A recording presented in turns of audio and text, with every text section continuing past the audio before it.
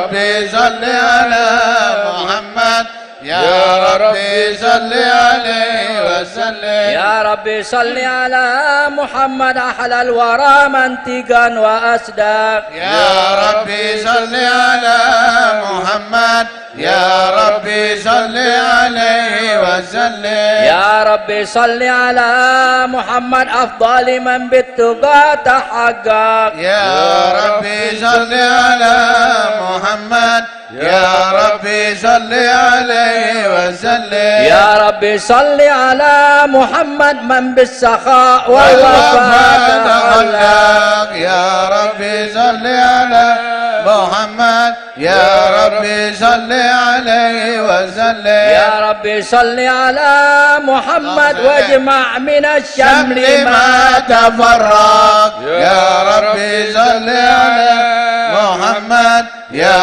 ربي صل عليه وسلم يا ربي صل على محمد واسله وسهل ما قد تهوى يا ربي صل على محمد يا ربي صل عليه وسلم يا ربي صل على محمد وافتح من الخير كل مغلق يا ربي صل على محمد يا ربي صل عليه وسلم يا ربي صل على محمد وآله ومن بالنبي تعلق يا ربي صل على محمد يا ربي صل عليه وسلم يا ربي صل على محمد وآله ومن للحبيب يعشق يا ربي صل على محمد يا ربي صل عليه وسلم يا ربي صل على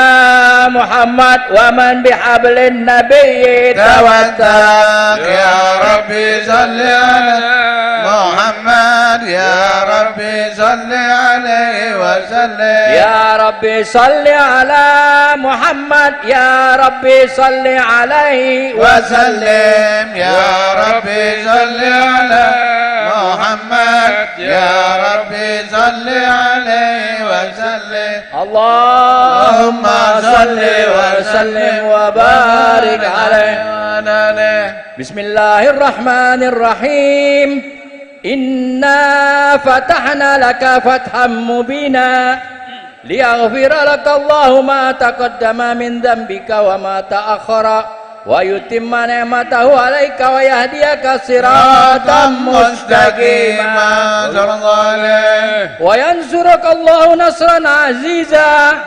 لقد جاءكم رسول من أنفسكم عزيز عليه ما عنتم حريص عليكم بالمؤمنين رؤوف رحيم.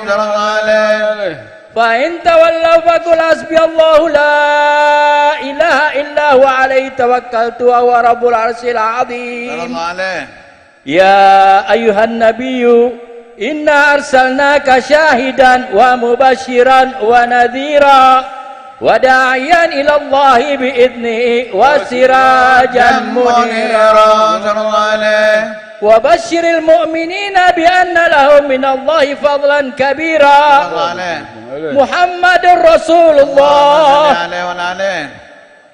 والذين معه أشداء على الكفار رحماء بينهم تراهم ركعا سجدا يبتغون فضلا من الله ورضوانا سيماهم في وجوههم من أثر السجود ذلك مثلهم في التوراة ومثلهم في الإنجيل كزرع أخرج شطأه فأزره فاستغلظ فاستوى على السوق يعجب الزراء ليغيظ بهم الكفار.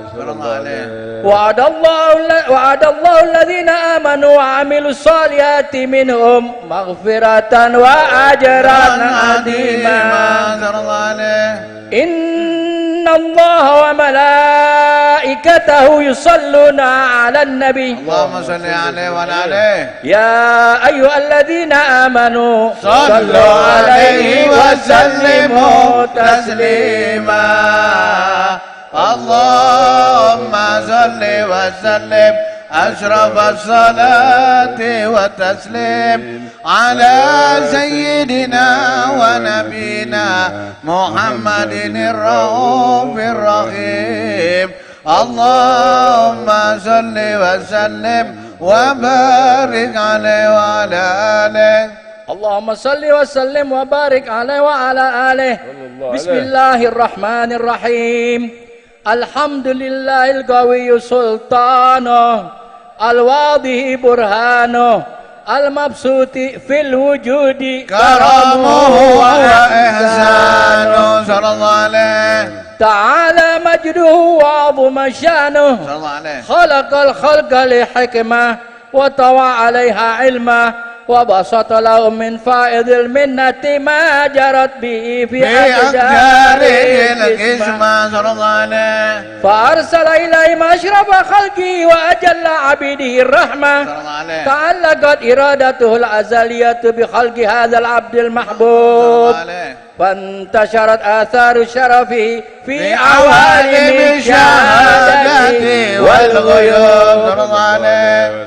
فما أجل هذا المن الذي تكرم به المنان، صلى الله عليه. وما أعظم هذا الفضل الذي برز من حضرة الإحسان. صلى الله عليه. سورة كاملة ظهرت في هيكل محمود، صلى الله عليه. وتعطرت بوجودها أكناف الوجود، وطرزت برج العوالم بدراج التكريم. اللهم صل وسلم أشرف الصلاة والتسليم على سيدنا ونبينا محمد الرؤوف الرحيم. اللهم صل وسلم وبارك عليه وعلى آله. اللهم صل وسلم وبارك عليه وعلى آله. صلى الله عليه. تجلى الحق في عالم قدسه الواسع، تجليا قضى بانتشار فضله بالقريب والشاسع. صلى الله عليه. فله الحمد الذي لا تنحصر أفراده بتعداد، ولا يمل تكراره بكثرة درجات الله عليه. حيث أبرز من عالم الإمكان سورة هذا الإنسان ليتشرف بوجوده الثقلان وتنتشر أسراره في الأكوان. فما من سر اتصل به قلبه منيب إلا من سوابغ فضل الله على هذا الحبيب. يا لقلب سرور قد توالى بحبيب أما جل من شرف الوجود بنور غمر الكون بهجة وجمالا صلى الله عليه. بالحسن على مقام وتناهى في مجده وتعالى صلى الله عليه. لاحظت العيون فيما اجتلته بشرا كاملا يزيح الضلال صلى الله عليه. وهو من فوق علم ما قد رأته رفعة في شؤونه وكمالا صلى الله عليه. فسبحان الذي أبرز من حضرة الامتنان ما يعجز عن وصف اللسان ويحار في تعقل معانيه الجنان. صلى الله عليه. انتشر منه في عالم البطون والظهور ما ملأ الوجود الخلقي نور. فتبارك الله من إله كريم بشرتنا آياته بالذكر الحكيم صلى الله عليه. ببشارة لقد جاءكم رسول من أنفسكم عزيز عليه ما عنتم حريص عليكم بالمؤمنين رؤوف رحيم صلى الله عليه. فمن فجت هذه البشارة وتلقاها بقلب سليم فقد هدي إلى صراط مستقيم. اللهم صل وسلم أشرف الصلاة والتسليم على سيدنا ونبينا محمد الرؤوف الرحيم. اللهم صل وسلم وبارك عليه وعلى آله وسلم وبارك عليه وعليه صلى الله عليه وأشهد أن لا إله إلا الله وحده لا شريك له شهادة يعرف بها اللسان ما تضمنه الجنان من التصديق بها والإذعان صلى الله عليه تكتب فيها في صدور من الإيمان قواعد وتدل على اليقين من سر ذلك اللسان والتصديق شواهد صلى الله وأشهد أن عليه سيدنا محمد العبد الصادق في قوله وفعله صلى الله عليه بظلان الله ما أمر بتبليغ لخلقه من فرده ونقله صلى الله عليه عبد أرسل الله للعالمين بشيرا ونذيرا صلى الله عليه وبلغ الرسالة وأدى الأمانة وأتى الله به من الأمة بشرا كثيرا كان في ظلمة الجهل للمستبصرين سراجا وقمرا منيرا صلى الله من عليه منة تكرم الله بها على البشر صلى الله عليه وما أوسع من نعمة انتشر سرها في البر والبحر اللهم صل وسلم وأجل الصلوات وأجمعها وأزكى التحيات وأوسعها على هذا العبد الذي وفى بحق العبودية وفرج بها في خلعة الكمال وقام بحق الربوبية في مواطن الخدمة لله وأقبل عليه غاية الإتمام صلى الله ولا عليه تيتم الروح المصلي عليه به اللهم صل وينفذ وسلم في عليه. قلبه نور سر تعلقه به وحبه صلى الله عليه ويكتب بها بعناية الله في حزبه صلى الله عليه وعلى آله وصحبه الذين ارتقوا صوت وكالمجد بقربه صلى الله عليه شرف الأصل بودي وحبه ما ترى الأكوان بنشر ذكراهم نسيم اللهم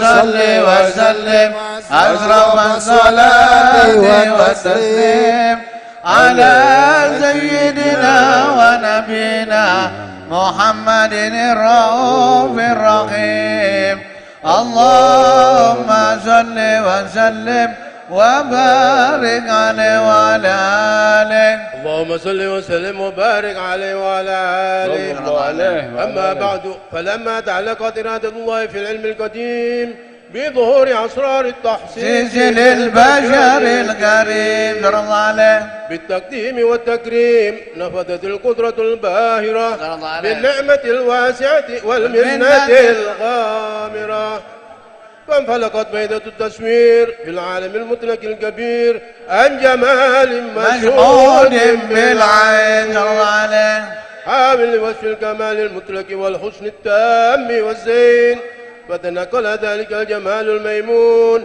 في الأسلاب كريمة والبطون صلى الله عليه فما من صلب ضمه إلا وتمت عليه من الله نعمة وهو القمر التام الذي يتنقل في صلى بروجه الله عليه ليتشرف به موطن استقراره وموضع خروجه صلى الله عليه وقد قضت الأقدار الأزلية بما قضت وأظهرت من سر هذا النور ما أظهرت وحسست به من عزز صلى الله عليه وكان مستقره في الأصلاب الفاخرة صلى الله عليه والأرحام الشريفة الطاهرة حتى برز في عالم شهادتي بشرا لا كالبشر صلى الله عليه ونورا حير الأفكار ظهوره وبعار وتعلقت همة الراكم بهذه الياس الحروف بأن يرقم في هذا القرطاس ما هو لديه من عجائب بذلك النور معروف صلى الله عليه وإن كانت الأوسن لا تفي بأشر معشار أوصاف ذلك الموصول صلى الله عليه وعلى عليه تشويقا صلى الله للسامعين عليه من خواص المؤمنين وترويحا متعلقين بهذا النور المبين صلى الله وإنا عليه فعلنا تغرب الأقلام عن شؤون خير الأنام صلى الله عليه. ولكن الزني لا تدويني ما عفته من سير أشرف المخلوقين صلى الله عليه وعلى آله. وما أكرمه الله به في مولده من الفضل فضل الذي عم العالمين صلى الله عليه. وبقيت رايته في الكون منشورة على مر الأيام والشهور والسنين صلى الله عليه. داعي التعلق بهذه الحضرة الكريمة ولائج التشوق إلى سماء أوصافها العظيمة ولعل الله ينفع به المتكلم والسامع. امين امين. ولعل الله ينفع به المتكلم والسامع ولعل الله ينفع به المتكلم والسامع. ويدخلان في شفاعة هذا النبي الشافي ويتروحان براه ذلك النعيم. اللهم صل وسلم أشرف الصلاة والتسليم على سيدنا ونبينا محمد الرؤوف الرحيم. اللهم صل وسلم وبارك عليه. اللهم صل وسلم وبارك عليه وعلى آله. صلى الله عليه. وقد آن للقلم أن يخط ما حركته فيه الأنامل مما استفاده الفهم من صفات هذا العبد المحبوب الكامل صلى الله عليه. التي هي أحسن الشمائل. وهنا حسن أن نثبت ما بلغ إليه في شأن هذا الحبيب من أخبار وآثار ليتشرف بكتابته القلم والقرطاس وتتنزه في هدائقه الأسماء والأبصار صلى الله عليه. وقد بلغنا في الأحاديث المشهورة أن أول شيء خلقه الله والنور المودع في هذه السورة صلى الله عليه. هذا الحبيب أول مخلوق برز في العالم ومنه تفرع الوجود فيما حدث وما تقدم صلى الله عليه. وقد أخرج عبد الرزاق بسنده عن جابر بن عبد الله الأنصاري رضي الله عنهما صلى الله عليه. قال صلى الله عليه. قلت يا رسول الله بأبي وأمي أخبرني عن أول شيء خلقه الله قبل الأشياء.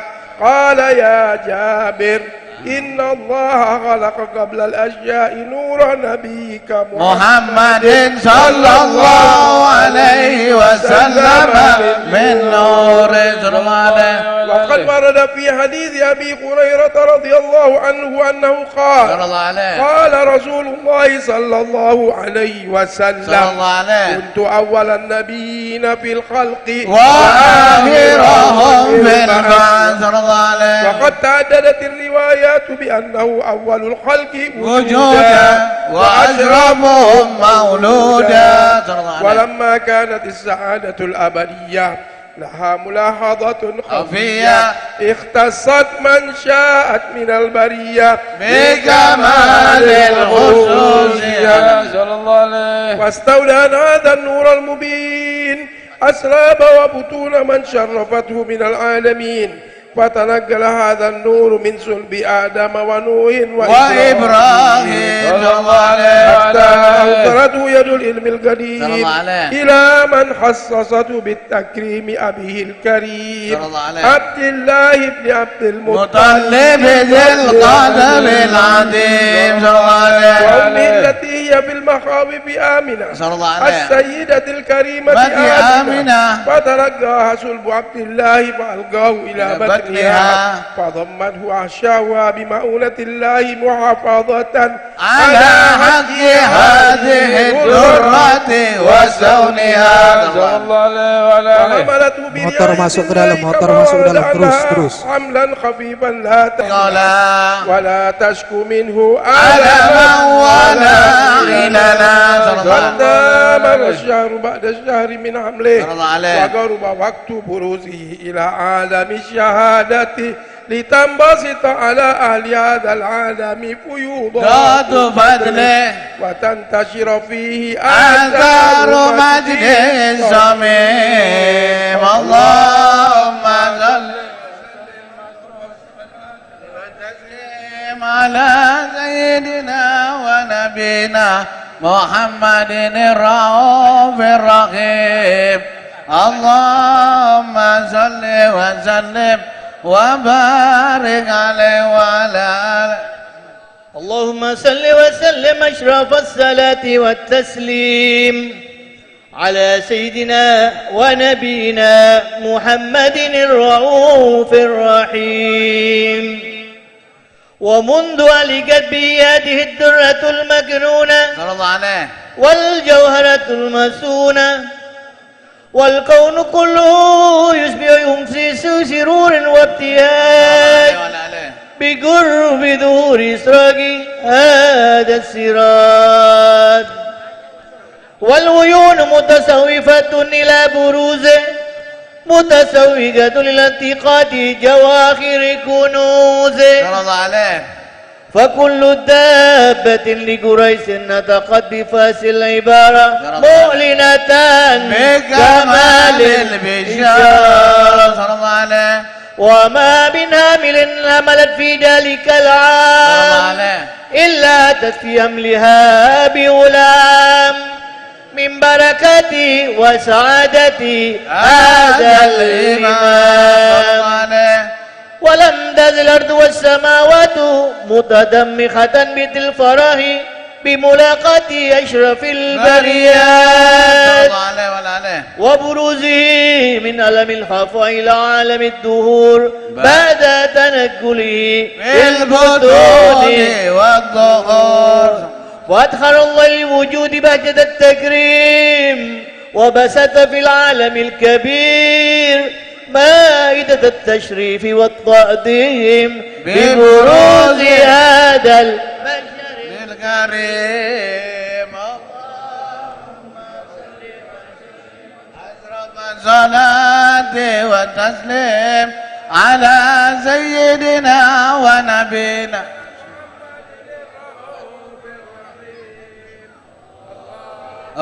صل وسلم وبارك عليه. يا رسول الله سلام عليك يا رفيع الشان والدرج عطفة يا جيرة العالم يا أهيل الجود والكرم يا رسول الله سلام عليك يا رفيع الشان والدرج عطفة يا جيرة العالم يا أهيل الجود والكرم كل بيت أنت ساكنه ليس محتاجا إلى سرج ومريض أنت عائده قد أتاه الله بالفرج يا رسول الله سلام عليك يا رفيع الشان والدرج عطفة يا جيرة العالم يا أهيل الجود والكرم وزمان أنت حاكمه زال ما فيه من العوج وجهك الميمون حجتنا يوم ذات الناس بالحجج يا رسول الله سلام عليك يا رفيع الشان والدرج عذبة يا جيرة العالم يا أهيل الجود والكرم فجزاك الله خير الجزاء يا منير الكون بالبلد كل يوم نرتجي فرجا ورب عجل منك بالفرج يا رسول الله سلام عليك يا رفيع الشان والدرج عتبة يا جيرة العالم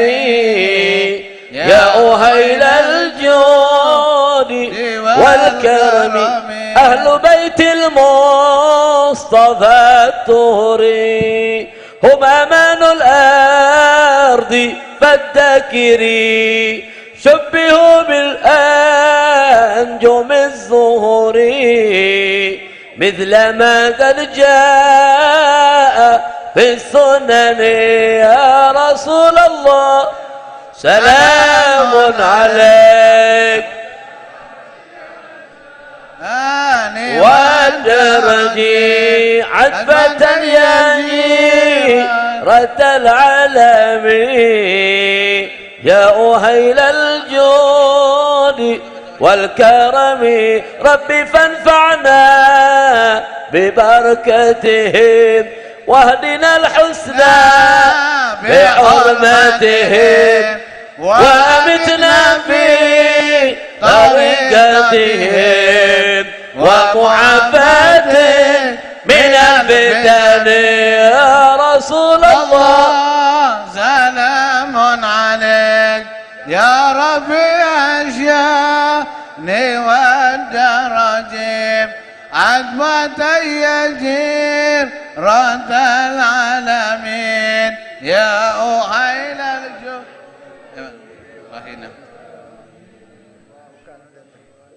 اللهم صل وسلم وبارك عليه وعلى آله صلى الله عليه وحين قرب أوان وضع هذا الحبيب علنت السماوات والأرضون ومن فيهن بالترحيب وأمطار الجود الإلهي على أهل الوجود تزيد ألسنة الملائكة بالتبشير للعالمين تائل سبحان الله والحمد لله ولا إله إلا الله والله أكبر سبحان الله والحمد لله ولا إله إلا الله والله أكبر سبحان الله والحمد لله ولا إله إلا الله والله أكبر فالكترة كشفت كناء هذا المستور يبرز نوره كاملا في عالم الظهور نورا فاق كل نور صلى الله عليه وعلى آله أنفذ الحق حكمه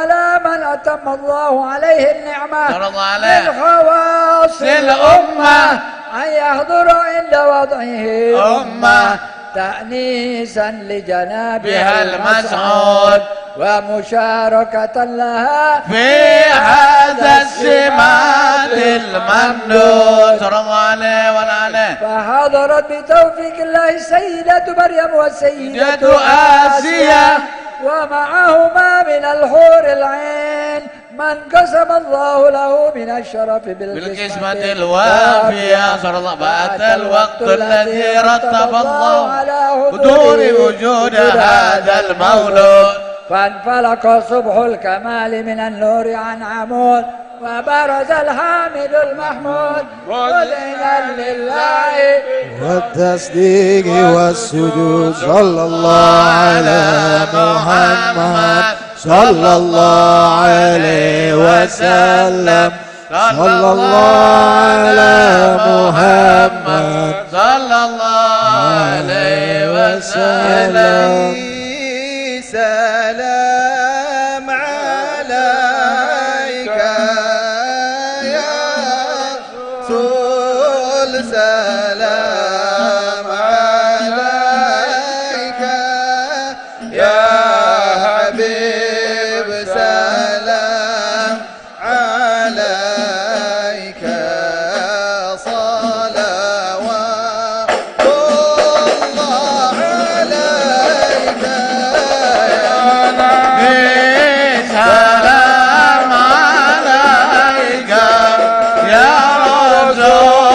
سلام عليك يا حبيب سلام عليك صلوات الله عليك الكون ابتهاجا وجود المصطفى محمد ولأهل الكون اللهم صل على محمد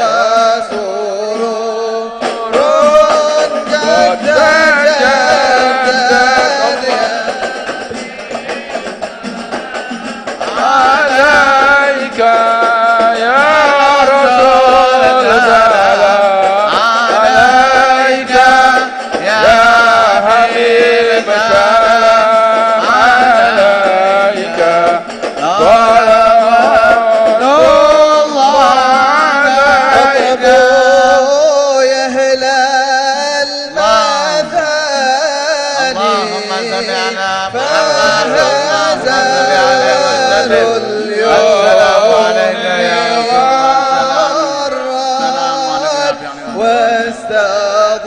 واستضيء بجمال فقى في الحسن تفرج نبي سلام عليك يا رسول سلام عليك يا حبيب سلام عليك صلوات الله عليك البشرى بسعد مستمر ليس ينفد حيث أوتينا عطاء جمع الفقر المؤبد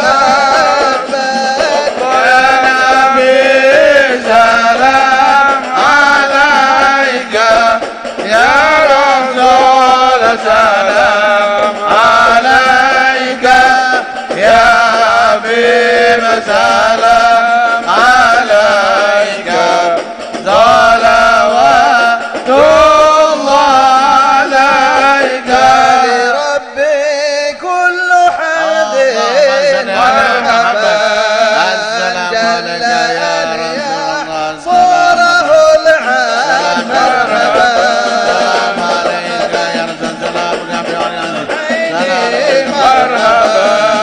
مرحبا جد الحسين مرحبا إذ حبانا بوجود المرحبا مصطفى الهادي محمد مرحبا مرحبا يا نور عيني مرحبا مرحبا جد الحسين مرحبا رسول الله أهلا مرحبا بك إنا بك نسعد مرحبا مرحبا يا نور عيني مرحبا مرحبا جد الحسين مرحبا وبجاهه يا إلهي جد وبلغ كل مقصد يا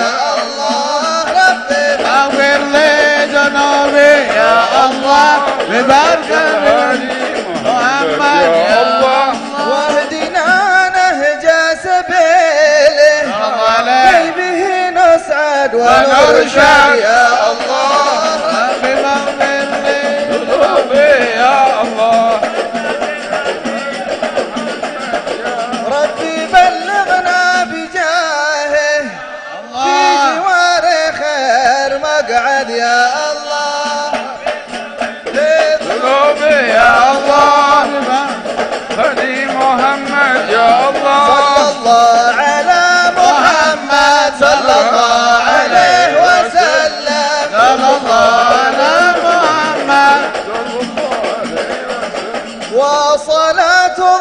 لتغشى أشرف الرسل محمد على محمد صلى الله عليه وسلم وسلام مستمر كل حين يتجدد صلى الله على محمد صلى الله عليه وسلم صلى الله على محمد يا ربي صل وسلم صلى الله على محمد صلى الله عليه وسلم اللهم صل وسلم وبارك عليه صلى الله عليه وسلم.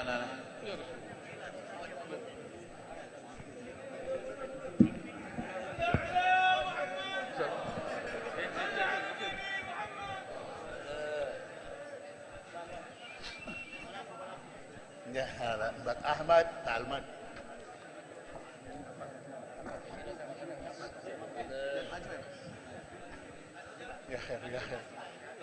Assalamualaikum warahmatullahi wabarakatuh. Di hadapan kita ada berapa? 1, 2, 3 ini. Kam dulu. Sab'ah. Di hadapan kita ada 6 anak. 7 anak yang akan diresmikan namanya. Yang telah dimufakati oleh kedua orang tuanya. Disetujui oleh jid dan jidahnya. Sesuai dengan petunjuk Rasulullah. Qala Rasulullah sallallahu alaihi wasallam, innakum tud'auna yawmal qiyamah bi asma'ikum wa asma'i abaikum fa ahsinu asma'akum. Sesungguhnya kalian kelak di hari kiamat akan dipanggil dengan nama-nama kalian dan nama orang tua kalian, maka perbaguskanlah nama-nama kalian. Alhamdulillah, anak-anak yang akan diresmikan namanya ini semuanya dengan nama yang bagus. Namun datang seorang sahabat Nabi kepada Rasul sallallahu alaihi wasallam dengan membawa anaknya. Seraya berkata, apa hakku sebagai orang tua terhadap anak-anakku? Rasulullah sallallahu alaihi wasallam menjawab, berikan dia nama yang baik. Tempatkan dia di tempat yang baik. Didiklah dia dengan pendidikan yang baik. InsyaAllah semua anak yang diberi nama yang baik akan ditempatkan di tempat yang baik dan akan dididik dengan pendidikan yang baik. Yang pertama Sayyid Ahmad Zaki bin Hussein bin Alwi bin Hussein bin Alwi Segaf. Yang kedua Sayyid Muhammad Fauzi bin Hussein bin Muhammad Al-Madhid. Dan yang ketiga Syarifah Mahani binti Muhammad bin Abi Bakar Al-Khirid. Kemudian Syarifah Khadijah Amirah binti Abdurrahman As-Saqaf. Dan kemudian Syarifah Sofiyah binti Muhammad Lutfi Al-Habsyi. Dan selanjutnya Syarifah Fatimah Syakirah binti Muhammad Asy-Syatiri. Semoga anak-anak yang diberikan nama tadi akan menjadi anak yang saleh dan salehah, taat kepada perintah Allah, taat kepada perintah Rasulullah, taat kepada perintah Rasulullah. Kemudian selanjutnya menjadi anak yang salehah, hafizah lil Quran, barah liwalidayhim, barah ila walidayhim, nafi'in lil Islam wal muslimin ala hadhihi niyya wa ala kulli niyatin salihah wa ila hadratin nabi Muhammad sallallahu alaihi wasallam. Fatihah.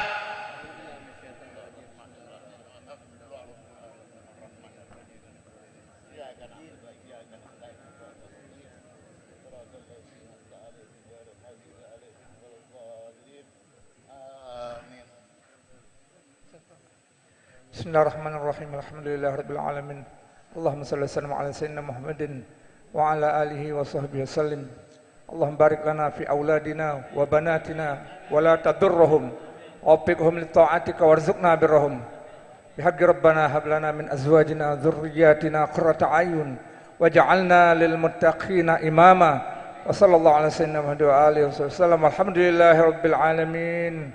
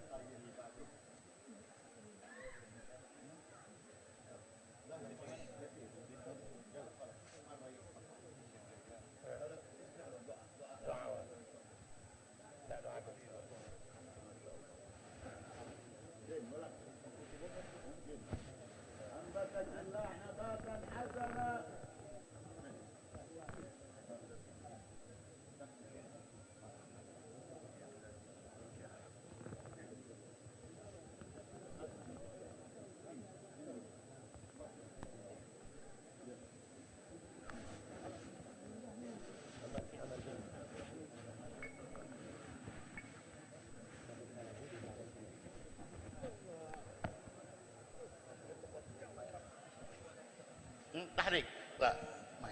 Ta'dil. Ba'da niji ila baitak. Lebih. Yalah, Fatihah. Nawaina mitlama nawa aslafuna salihin fi tazwij auladihim wa banatihim.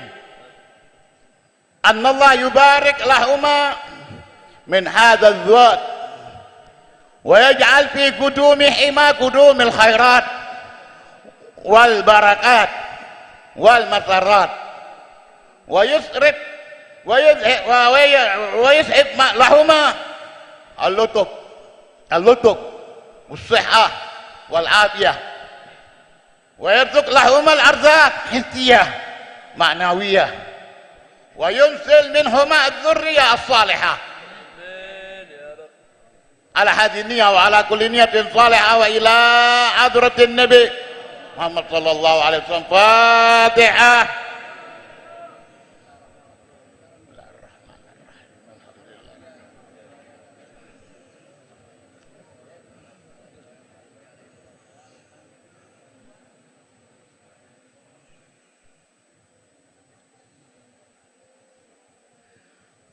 طيب خلاص. الحمد لله المحمود بنعمته المعبود بقدرته المرعوف من عذابه وسدوته المطاع بسلطانه النافذ أمره في سمائه وأرضه الذي خلق الخلق بقدرته وميزهم بأحكامه وأعزهم لدينه وأكرمهم بسيدنا محمد صلى الله عليه وسلم. إن الله تبارك اسمه وتعالت عظمته جعل المصاحرة سببا لاحقا وأمرا مفترضا أوشج به الأرحام وألزم الأنام. وقال عز من قائل وهو الذي خلق من الماء بشرا فجعله نسبا وطيرا وكان ربك قديرا. فأمر الله يجري إلى قضائه وقضاؤه يجري إلى قدره ولكل قضاء قدر ولكل قدر أجل ولكل أجل كتاب. يمحو الله ما يشاء ويثبت وعنده أم الكتاب. ثم إن الحمد لله نحمده ونستعينه ونستغفره ونعوذ بالله من شرور أنفسنا ومن سيئات أعمالنا من يهد الله فلا مضل له ومن يضلل فلا هادي له وأشهد أن لا إله إلا الله وحده لا شريك له وأشهد أن سيدنا محمدا عبده ورسوله صلى الله عليه وعلى آله وصحبه وسلم. قال الله سبحانه وتعالى آمرا بالتقوى يا أيها الذين آمنوا اتقوا الله حق تقاته ولا تموتن إلا وأنتم مسلمون. وقال تعالى يا أيها الناس اتقوا ربكم الذي خلقكم من نفس واحدة وخلق منها زوجها وبث منهما رجالا كثيرا ونساء واتقوا الله الذي تساءلون به والأرحام إن الله كان عليكم رقيبا.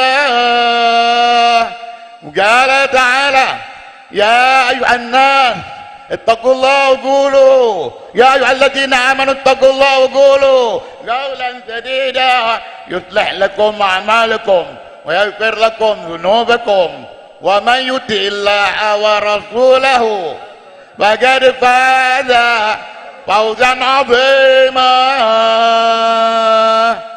وقال صلى الله عليه وسلم خذوا عني النكاح من سنتي فمن رغب عن سنتي فليس مني.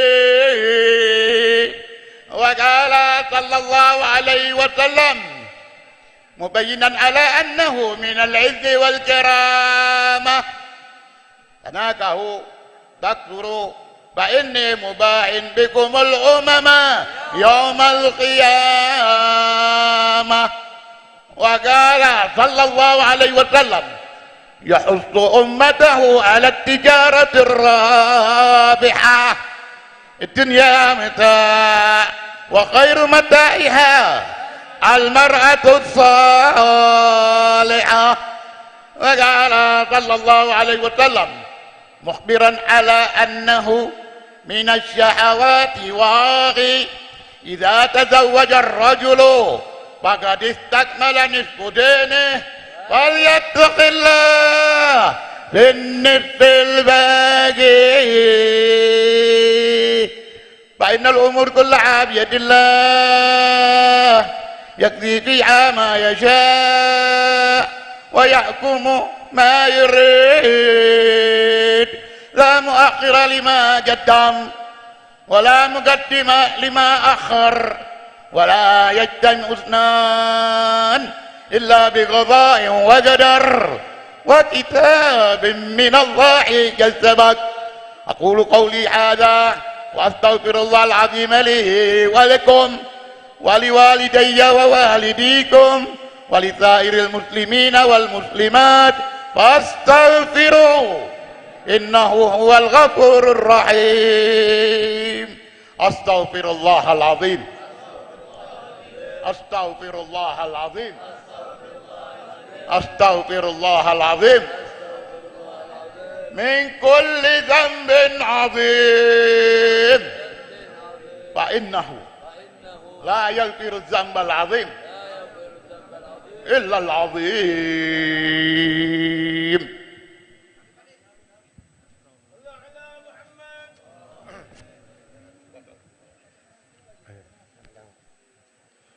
بسم الله الرحمن الرحيم. بسم الله الرحمن الرحيم. الحمد لله رب العالمين. الحمد لله رب العالمين. وبه نستعين. وبه نستعين على أمور الدنيا والدين. على أمور الدنيا والدين. والصلاة والسلام. والصلاة والسلام على خير المرسلين. على خير المرسلين. وعلى آله وصحبه أجمعين. وعلى آله وصحبه أجمعين. أشهد أن لا إله إلا الله. أشهد أن لا إله إلا الله. وأشهد أن محمدا عبده ورسوله. وأشهد أن محمدا عبده ورسوله. أوصيكم وإياي بتقوى الله. أوصيكم وإياي بتقوى الله. فقد فاز المتقون. فقد فاز المتقون. أستغفر الله العظيم. أستغفر الله العظيم. أستغفر الله العظيم. أستغفر الله العظيم. أستغفر الله العظيم. أستغفر الله العظيم. وأتوب إليه وأتوب إليك من جميع معاصي والذنوب وأتوب إليك من معاصي والذنوب من جميع وأتوب إليه من جميع معاصي والذنوب وأتوب إليك من جميع المعاصي والذنوب أزوجك على ما أمر به من تاكي من معروف أو تأثير بإنسان يا سيد عبد الرحمن بن محمد بن جمال المهدو زوجتك وأنكحتك محتوبتك ابنتي شريفة سلوى بنت محمد بن عبد الرحمن بن صهاب بالمهر 100,000 rupiah نقدا قبلت تزويجها ونكاحها بالمهر المذكور بارك الله لكما وجمع بينكما في خير.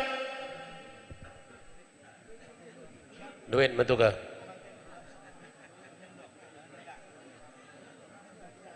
Nah. Asli mut.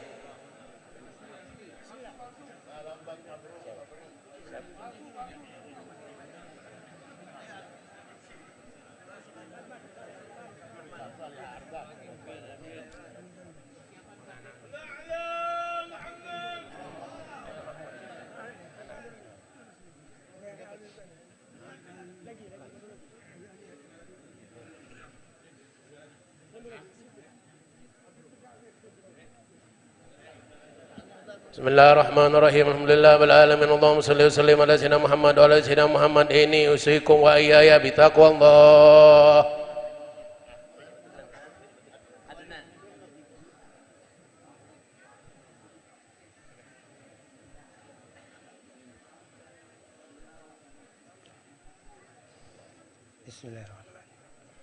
Bismillah.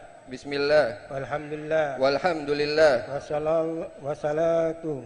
Wassalamu. Ala Rasulillah. Muhammad bin Abdullah. Muhammad ibni Abdullah. Wa ala alihi. Wa sahbihi. Ajma'in. Ashhadu an la ilaha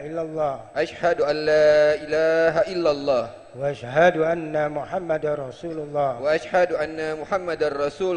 Usikum ibadallah wa nafsi bitaqwallah. Astaghfirullah.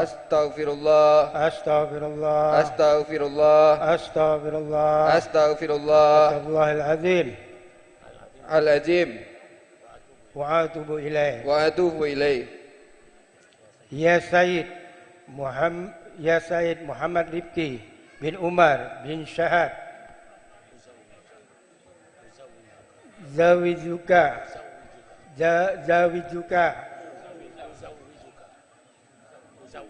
Uzawizuka ala marallahu bihi mi imsakin bi ma'rufin aw tashrihin bihisan.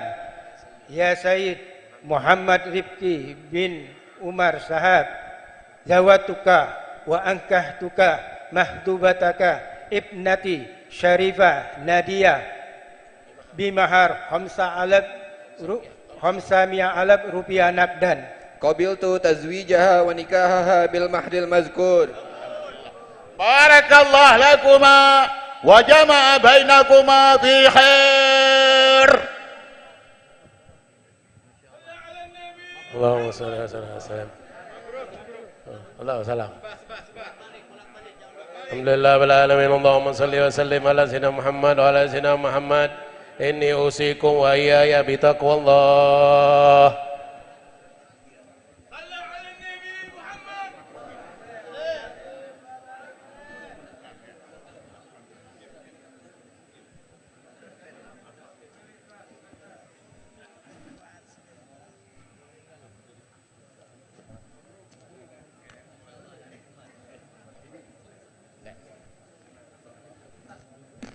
Bismillahirrahmanirrahim. Bismillahirrahmanirrahim. Alhamdulillahi rabbil alamin. Alhamdulillahi rabbil alamin. Wa sallallahu ala sayyidina Muhammadin. Wa sallallahu ala sayyidina Muhammadin. Wa ala alihi. Wa ala alihi. Wa sahbihi. Wa sahbihi. Wa sallam. Wa sallam.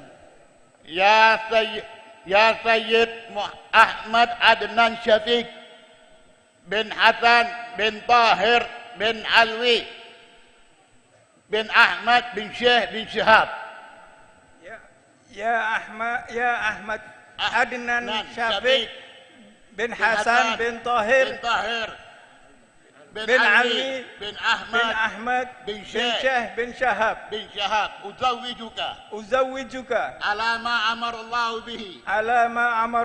bihi min imsakin bi ma'ruf aw tasrihin bi ihsan. Ya Sayyid Ahmad Adnan Syafiq zawwajtuka mahtubataka binti Asy-Syarifah Fatimah Balqis binti Ahmad bin Syekh As-Sagaf bimahar 500,000 rupiah naqdan.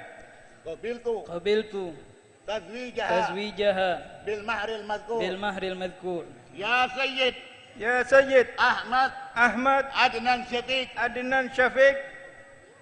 ankahtuka mahtubataka binti Fatimah Balqis bimahar al-madhkur. qabiltu nikahaha bil mahril madhkur. Ya Sayyid Ahmad Adnan Syafiq zawwajtuka wa ankahtuka mahtubataka binti Fatimah Balqis bil mahril madhkur. qabiltu tazwijaha wa nikahaha bil mahril madhkur. Barakallahu lakuma wa jama'a bainakuma fi khair wa ja'ala fi qudumikuma qudumil khairat wal barakat wa yus'ib lakum al-jannata ma'al abrar. Ya Aziz ya Ghaffar birahmatika ya arhamar rahimin ya arhamar rahimin ya arhamar rahimin. Sallallahu ala sayyidina Muhammadin wa ala alihi wa sahbihi wasallam. Alhamdulillahi rabbil alamin. Qabul.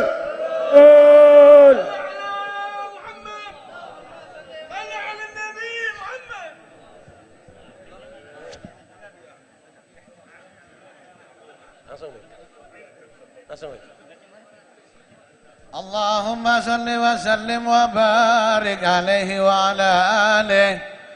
وحين برز صلى الله عليه وسلم من بطن أمه برز رافعا طرفه إلى السماء مؤميا بذلك الرفع إلى أن له شرفا على مجده وسماء صلى الله عليه وكان وقت مولد سيد الكونين من الشهور شهر ربيع الأول ومن الأيام يوم الاثنين صلى الله عليه وموضع ولادته وقبره بالحرمين.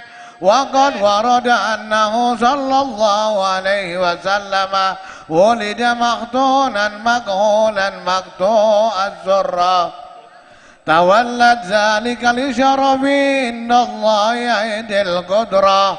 ومع بروزه إلى هذا العالم ظهر من العجائب ما يدل على أنه أشرف المخلوقين وأفضل الحبائب صلى الله عليه وعلى آله. فقد ورد عن عبد الرحمن بن عوف عن أم الشفاء رضي الله عنهما قالت لما ولدت آمنة رضي الله عنها رسول الله صلى الله عليه وسلم وقع على يدي فاستغل فسمعت قائلا يقول رحمك الله أو رحمك ربك. قالت الشفاء فأضاء له ما بين المشرق والمغرب حتى نظرت إلى بعض قصور الروم. قالت ثم ألبسته وأوجهته فلم أنشد أن غشيتني ظلمة ورعب وقشعريرة عن يميني. فسمعت قائلا يقول أين ذهبت به؟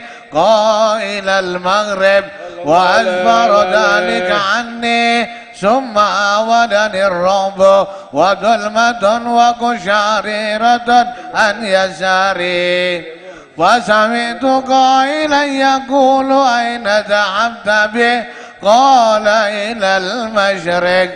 قالت فلم يزل الحديث مني على بال حتى ابتعثه الله، فكنت من أول الناس إسلاما. صلى الله عليه. وكم ترجمت السنة من عظيم المعجزات وباهر الآيات البينات بما يقضي بعدم شرفه عند مولاه، وأن عين عنايته في كل حين ترعى، وأنه الهادي إلى الصراط المستقيم. اللهم صل وسلم أشرف الصلاة والتسليم على سيدنا ونبينا محمد الرؤوف الرحيم. اللهم صل وسلم وبارك عليه وعلى آله. اللهم صل وسلم وبارك عليه وعلى آله. ثم إنه صلى الله عليه وسلم بعد أن هكمت القدرة بظهوره وانتشرت في الأكوان لوامع نوره، تسابقت إلى رضعه المردعات، وتوفرت رغبات أهل الوجود في حضانة هذه الذات، فنفذ الحكم من الحضرة العديمة بواسطة السوابق القديمة بأن الأولى بتربية هذا الحبيب وحضانة سيدته حليمة. وحين لاحظت عيونها وبرز في شأنها من أسرار القدرة الربانية مكنونها، نازل قلبها من الفرح والسرور ما دل على أنه حظها من الكرامة عند الله حظ موفور.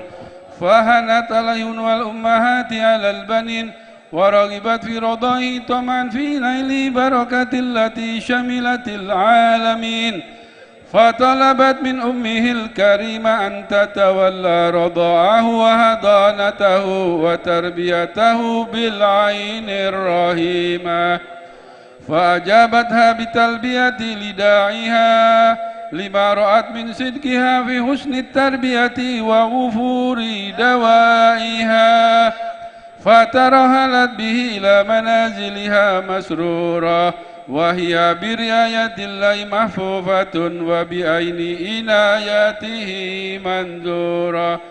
فشاهدت في طريقها من غريب المعجزات ما دل على أنه أشرف المخلوقات، فقد أتت وشارفها وأتانها ضعيفتان، ورجعت وهما لدواب القافلة يسبقان.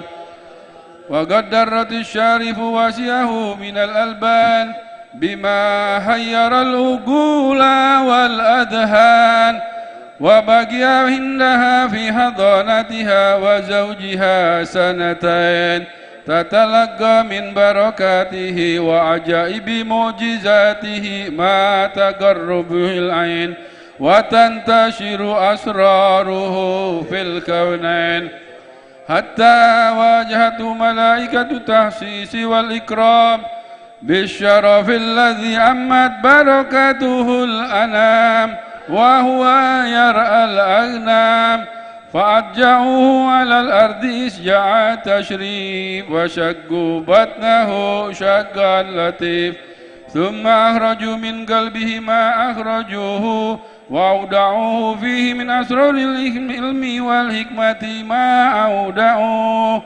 وما أخرج الأملاك من قلبه أذى، ولكنهم زادوا طهرا على طهره، وهو مع ذلك في قوة وثبات يتصفه من ستور القدرة الإلهية باهر الآيات فبلغ إلى مرضعة الصالحة العفيفة ما حصل على ذاته الشريفة فتخوفت عليه من حادث تخشى ولم تدر أنه ملاحظ بالملاحظة التامة من مولاه فردت إلى أمه وهي غير ساخية بفراقه ولكن لما قام مع حسن من قلبي عليه وإشفاقي وهو بحمد الله في حسن مانع ومقام كريم.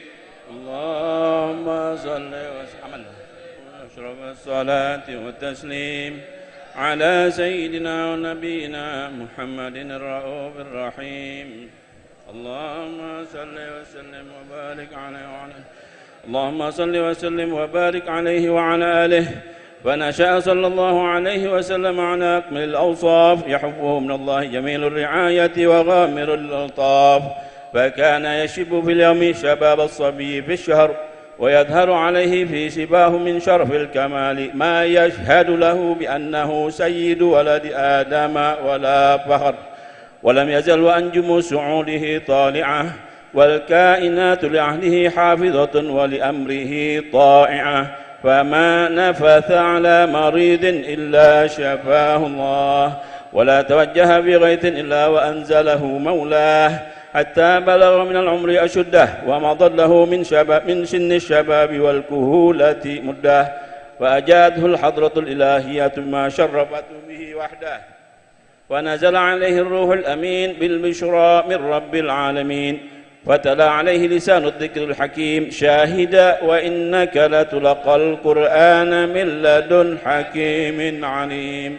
فكان أول ما نزل عليه من تلك الحضرة من جوامع الحكم قوله تعالى اقرأ باسم ربك الذي خلق الإنسان من علق اقرأ وربك الأكرم الذي علم بالقلم علم الإنسان ما لم يعلم وما أعظمها من بشارة أوصلتها يد الإحسان من حضرة الامتنان إلى هذا الإنسان وأيدتها بشارة الرحمن علم القرآن خلق الإنسان علمه البيان ولا شك أنه صلى الله عليه وسلم هو الإنسان المقصود بهذا التعليم من حضرة الرحمن الرحيم. صل وسلم أشرف الصلاة والتسليم على سيدنا ونبينا محمد الرؤوف الرحيم. Untuk para hadirin yang di luar diharapkan jangan berdiri di depan rumah besar. Kami persiapkan juga ada di langgar dan diharapkan jangan ada yang merokok. Diharapkan selama acara hall ini jangan ada yang merokok. Kalau nak merokok keluar dari komplek dulu. Ayo, silakan. Allahumma salli wa sallim wa barik alaihi wa ala alihi. ثم إنه بعدما نزل عليه الوحي البليغ تحمل أعباء الدعوة والتبليغ فدعا الخلق إلى الله على بصيرة فأجابه بالإذعان من كانت له بصيرة منيرة وهي إجابة سبقت بها الأقضية والأقدار تشرف بالسبق إليها المهاجرون والأنصار وقد أكمل الله بهمة هذا الحبيب وأصحابه هذا الدين وأكبت بشدة باسمه بأسهم قلوب الكافرين والملحدين فظهر على يديه من عظيم المعجزات ما يدل على أنه أشرف أهل الأرض والسماوات فمنها تكثير القليل وبرء العليل وتسليم الحجر وطاعة الشجر وانشقاق القمر والإخبار بالمغيبات وحنين الجذع الذي هو من خوارق العادات وشهادة الضب له والغزالة بالنبوات والرسالة إلى غير ذلك من باهرة الآيات وغرائب المعجزات التي أيده الله بها في رسالته وخصصه بها من بين بريته وقد تقدمت له قبل النبوة إرهاصات هي على نبوته ورسالته من أقوى العلامات، ومع ظهورها وانتشارها سعد بها الصادقون من المؤمنين، وشاقي بها المكذبون من الكافرين والمنافقين، وتلقاها بالتصديق والتسليم كل ذي قلب سليم.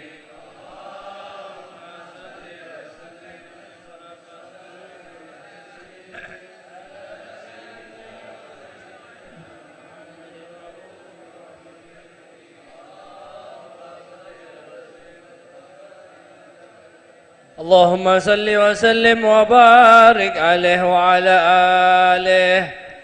ومن الشرف الذي اختص الله به أشرف الرسول معراجه إلى حضرة الله بر الوصول، وظهور آية الله الباهرة في ذلك المعراج، وتشرف السماوات ومن فوقهن بإشراق نور ذلك السراج. فقد أرج الحبيب صلى الله عليه وسلم ومعه الأمين جبريل إلى حضرة الملك الجليل مع التشريف والتبجيل، فما من سماء ولجها إلا وبادره أهلها بالترحيب والتكريم والتأهيل، وكل رسول مر عليه بشره بما عرفه من حقه عند الله وشريف منزلته لديه، حتى جاوز السبع الطباق ووصل إلى حضرة الإطلاق.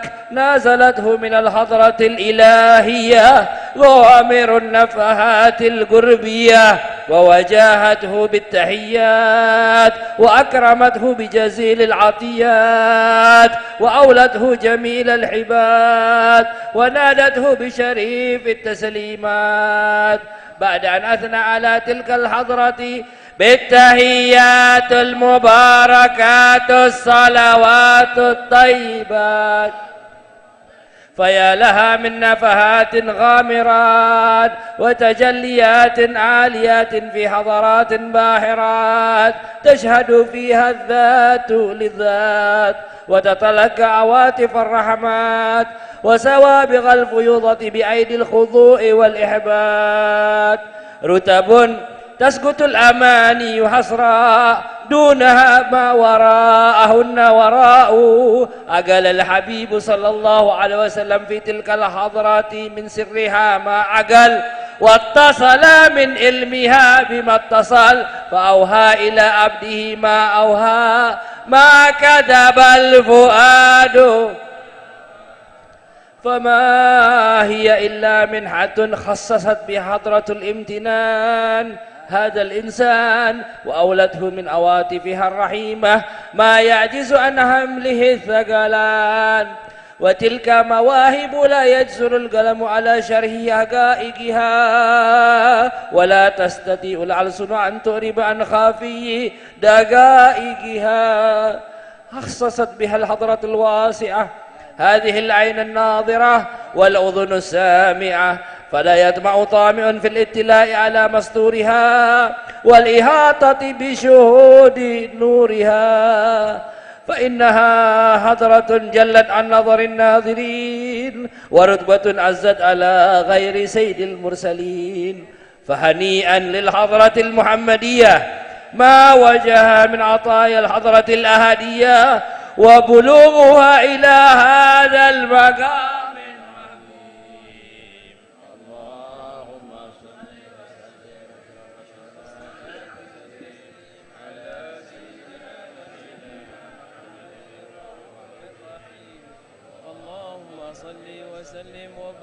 عليه وعلى آله. اللهم صل وسلم وبارك عليه وعلى آله. وحيث تشرفت الأسماء بأخبار هذا الحبيب المحبوب وما حصل له من الكرامة في عوالم الشهادة والغيوب، تحركت همة المتكلم إلى نشر محاسن خلق هذا السيد وأخلاقه، ليعرف السامع ما أكرمه الله به من الوصف الحسن والخلق الجميل الذي خصصته به عناية خلاقه. فليقابل السامع ما أمليه عليه من شريف الأخلاق بأذن واعية، فإنه سوف يجمعه من أوصاف الحبيب على الرتبة العالية. فليس يشابه هذا السيد في خلقه وأخلاقه بشر، ولا يقف أحد من أسرار حكمة الله في خلقه وخلقه على عين ولا أثر. فإن العناية الأزلية طبعته على أخلاق إنسانية وأقامته في صورة حسنة بدرية. فلقد كان صلى الله عليه وسلم مربوع القامة، أبيض اللون مشربا بحمرة، واسع الجبين حسنه شعره بين الجمة والوفرة، وله الاعتدال الكامل في مفاصله وأطرافه، والاستقامة الكاملة في محاسنه وأوصافه. لم يأتي بشر على مثل خلقه في محاسن نظره وسمعه ونطقه، قد خلقه الله على أجمل صورة فيها جميع المحاسن محصورة وعليها مقصورة. إذا تكلم نثر من المعارف والعلوم نفائس الدرر، ولقد أوتي من جوامع الكلم ما عجز عن الإتيان بمثله مصاقع البلغاء من البشر. تتنزه العيون في حدائق محاسن جماله، فلا تجد مخلوقا في الوجود على مثاله. سيد ضحكه التبسم والمشي الهوينا ونومه الإغفاء، ما سوى خلقه النسيم ولا غير محياه الروضة رحمة كله وحزم وعزم ووقار وعصمة وحياء، معجز القول والفعال كريم الخلق والخلق مقسط معطاء. وإذا مشى فكأنما ينحط من صبب، فيفوت سريع المشي من غير خبب، فهو الكنز المطلسم الذي لا يأتي على فتح باب أوصافه مفتاح، والبدر التم الذي يأخذ الألباب إذا تخيلته أو سناه لها لاح. حبيب يغار البدر من حسن وجهه، تحيرت الألباب في وصف معناه، فماذا يعرب القول عن وصف يعجز الواصفين، أو يدرك الفهم معنى ذات جلت أن يكون لها في وصفها مشارك أو قرين. كملت محاسنه فلو أهدى السنا للبدر عند تمامه لم يخسفي، وعلى تفنن واصفيه بوصفه يفنى الزمان وفيه ما لم يوصف. فما أجل قدره العظيم وأوسع فضله العميم. اللهم صل وسلم والتسليم على سيدنا ونبينا محمد الرؤوف الرحيم. اللهم صل وسلم وبارك عليه وعلى آله. ولقد اتصف صلى الله عليه وسلم من محاسن الأخلاق بما تضيق عن كتابته بطون الأوراق. كان صلى الله عليه وسلم أحسن الناس خلقا وخلقا، وأولهم إلى مكارم الأخلاق سبقا، وأوسعهم بالمؤمنين حلما ورفقا. برا رؤوفا لا يقول ولا يفعل إلا معروفا، له الخلق السهل واللفظ المحتوي على المعنى الجزل.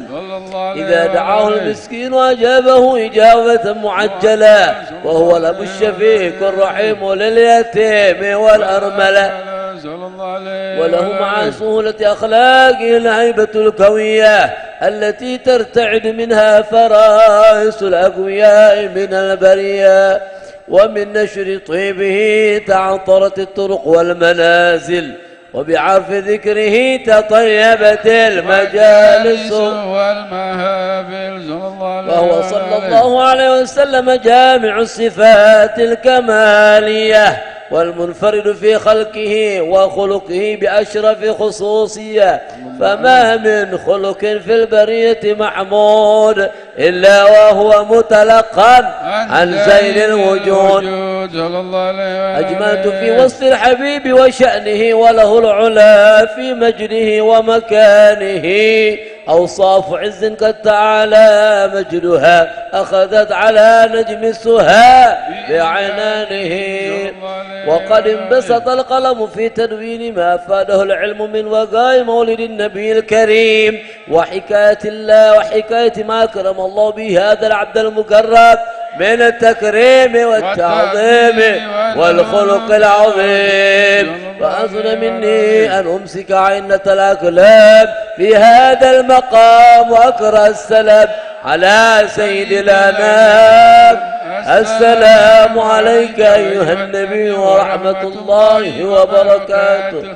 السلام عليك أيها النبي ورحمة الله وبركاته. السلام عليك أيها النبي ورحمة الله وبركاته. وبذلك يحسن الختم كما يحسن التكريم وعليه أفضل الصلاة والتسليم. اللهم صل وسلم أشرف الصلاة والتسليم على سيدنا ونبينا محمد الرؤوف الرحيم. اللهم صل وسلم وبارك عليه وعلى آله. بسم الله الرحمن الرحيم. اللهم صل وسلم على سيدنا محمد في الأولين وصل وسلم على سيدنا محمد في الآخرين وصل وسلم على سيدنا محمد في الملأ الأعلى إلى يوم الدين. ولما نظم الفكر من دراري الأوصاف المحمدية عقودا توجهت إلى الله متوسلا بسيدي وحبيبي محمد صلى الله عليه وسلم أن يجعل سعي فيه مشكورا وفيل فيه محمودا وأن يكتب عملي في الأعمال المقبولة وتوجهي في التوجهات الخالصة والصلات الموصولة. آمين. اللهم يا من إليه تتوجه الأعمال فتعود ظافرة وعلى باب عزته تحت الرحال فتغشاها منه الفيوضات الغامرة. نتوجه إليك بأشرف الوسائل لديك سيد المرسلين عبدك الصادق الأمين سيدنا محمد الذي عمت رسالته العالمين. أن تصلي وتسلم على تلك الذات الكاملة مستودع أمانتك وحفيظ سرك وحامل راية دعوتك الشاملة الأب الأكبر المخبوب لك والمخصص بالشرف الأفخر في كل موطن من مواطن القرب ومظهر قاسم إمدادك في عبادك وساق كؤوس إرشادك لأهل ودادك سيد الكونين وأشرف الثقلين العبد المحبوب الخالص المخصوص بأجل الخصائص. اللهم صل وسلم عليه وعلى آله وأصحابه وأهل حضرة اقترابه من أحبابه. اللهم إنا نقدم إليك جاه هذا النبي الكريم ونتوسل إليك بشرف مقامه العظيم أن تلاحظنا في حركاتنا وسكناتنا بعين عنايتك وأن تحفظنا في جميع أطوارنا وتقلباتنا بجميل رعايتك وحسن وقايتك وأن تبلغنا من شرف القرب إليك وإلى هذا الحبيب غاية آمالنا وتتقبل منا ما تحركنا فيه من نياتنا وأعمالنا وتجعلنا في حضرة هذا الحبيب من الحاضرين وفي طرائق اتباعه من السالكين ولحقك وحقه من المؤدين ولعهدك من الحافظين. اللهم إن لنا أطماعا في رحمتك الخاصة فلا تحرمنا يا رب، وذنونا جميلة هي وسيلتنا إليك فلا تخيبنا منه. آمنا بك وبرسولك وما جاء به من الدين، وتوجهنا به إليك مستشفعين أن تقابل المذنب منا بالغفران والمسيء بالإحسان والسائل بما سأل والمؤمل بما أمل، وأن تجعلنا ممن نصر هذا الحبيب ووازره ووالاه وظاهره وعم ببركاته وشريف وجهته أولادنا ووالدينا وأهل قدرنا ووادينا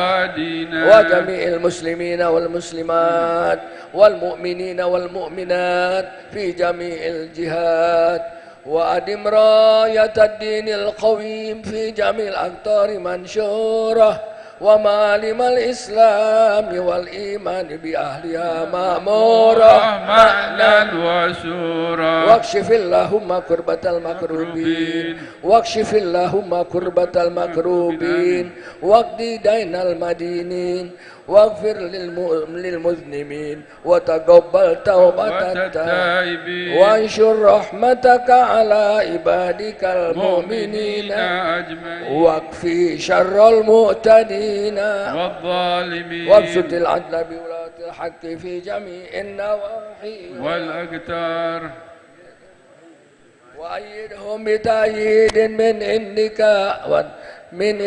عندك ونصر على المؤمنين من المنافقين والكفار، واجعلنا يا ربي في الحسن الحسين من جميع البلايا، واجعلنا يا ربي في الحسن الحسين والجمال في جميع البلايا، وفي الخرز المكين من الذنوب والخطايا، وأدلنا في العمل بطاعتك والصدق في خدمتك قائمين، وإذا توفيتنا فتوفنا مسلمين واختم لنا بخير، وصل وسلم على هذا الحبيب المحبوب للأجسام والأرواح والقلوب، وعلى آله وصحبه ومن إليه منسوب، وآخر دعوانا الحمد لله رب العالمين. الرسول صلى الله عليه وسلم. الفاتحة.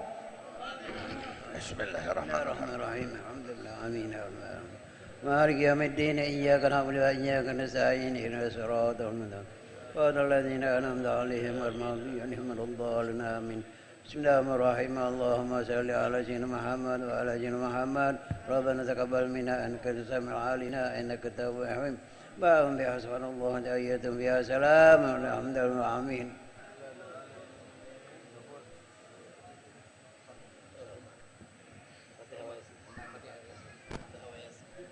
الفاتحة وياسين والتحليل والتسبيح والصلاة على الحبيب إلى حضرة سيدنا رسول الله محمد بن عبد الله صلى الله عليه وسلم وآله وأصحابه وأزواجه وذريته وأهل بيته، ثم إلى أرواح آبائه وإخواننا الأنبياء والمرسلين وجميع عباد الله الصالحين، ثم إلى أرض المحاجر الله الحبيب أحمد بن عيسى من البقيع المقدم الحبيب محمد بن علي باعلوي وأصول حماه وفرحهم، ثم إلى أرض المقدم الثاني أنسكاب أولاده 13 والمنتسبين إليهم والآخذين عنهم، ثم إلى روح الحبيب علي بن أبي بكر السكران وأخيه الحبيب عبد الله بن أبي بكر السكران، ثم إلى روح الحبيب العيدروس الأكبر، ثم إلى روح الحبيب أحمد شاب الأكبر، ثم إلى روح الحبيب شيخ بكر بن سعد الحبيب عمر بن عبد الرحمن عطاش علي بارال، ثم إلى روح الحبيب عبد الله بن علوي الحداد، ثم إلى روح الحبيب أحمد بن زين الحبشي، ثم إلى أرواح كافة أولياء الله في مشارق الأرض إلى مغاربها برها وبحرها، بالخصوص لمن اجتمعنا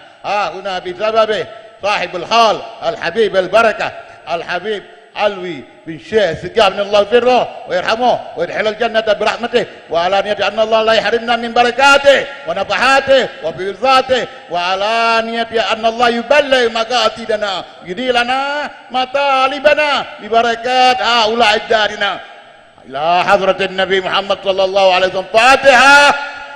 أعوذ بالله من الشيطان الرجيم بسم الله الرحمن الرحيم الحمد لله رب العالمين الرحمن الرحيم مالك يوم الدين إياك نعبد وإياك نستعين اهدنا الصراط المستقيم صراط الذين أنعمت عليهم غير المغضوب عليهم ولا الضالين آمين بسم الله الرحمن الرحيم ياسين والقرآن الحكيم إنك لمن المرسلين على صراط مستقيم تنزيل العزيز الرحيم لتنذر قوما ما أنذر آباؤهم فهم غافلون لقد حق القول على أكثرهم فهم لا يؤمنون إنا جعلنا في أعناقهم أغلالا فهي إلى الأذقان فهم مقمحون وجعلنا من بين أيديهم سدا ومن خلفهم سدا فأغشيناهم فهم لا يبصرون وسواء عليهم أنذرتهم أم لم تنذرهم لا يؤمنون إنما تنذر من اتبع الذكر وخشي الرحمن بالغيب فبشره بمغفرة وأجر كنا نحن نحيي الموتى ونكتب ما قدموا وآثارهم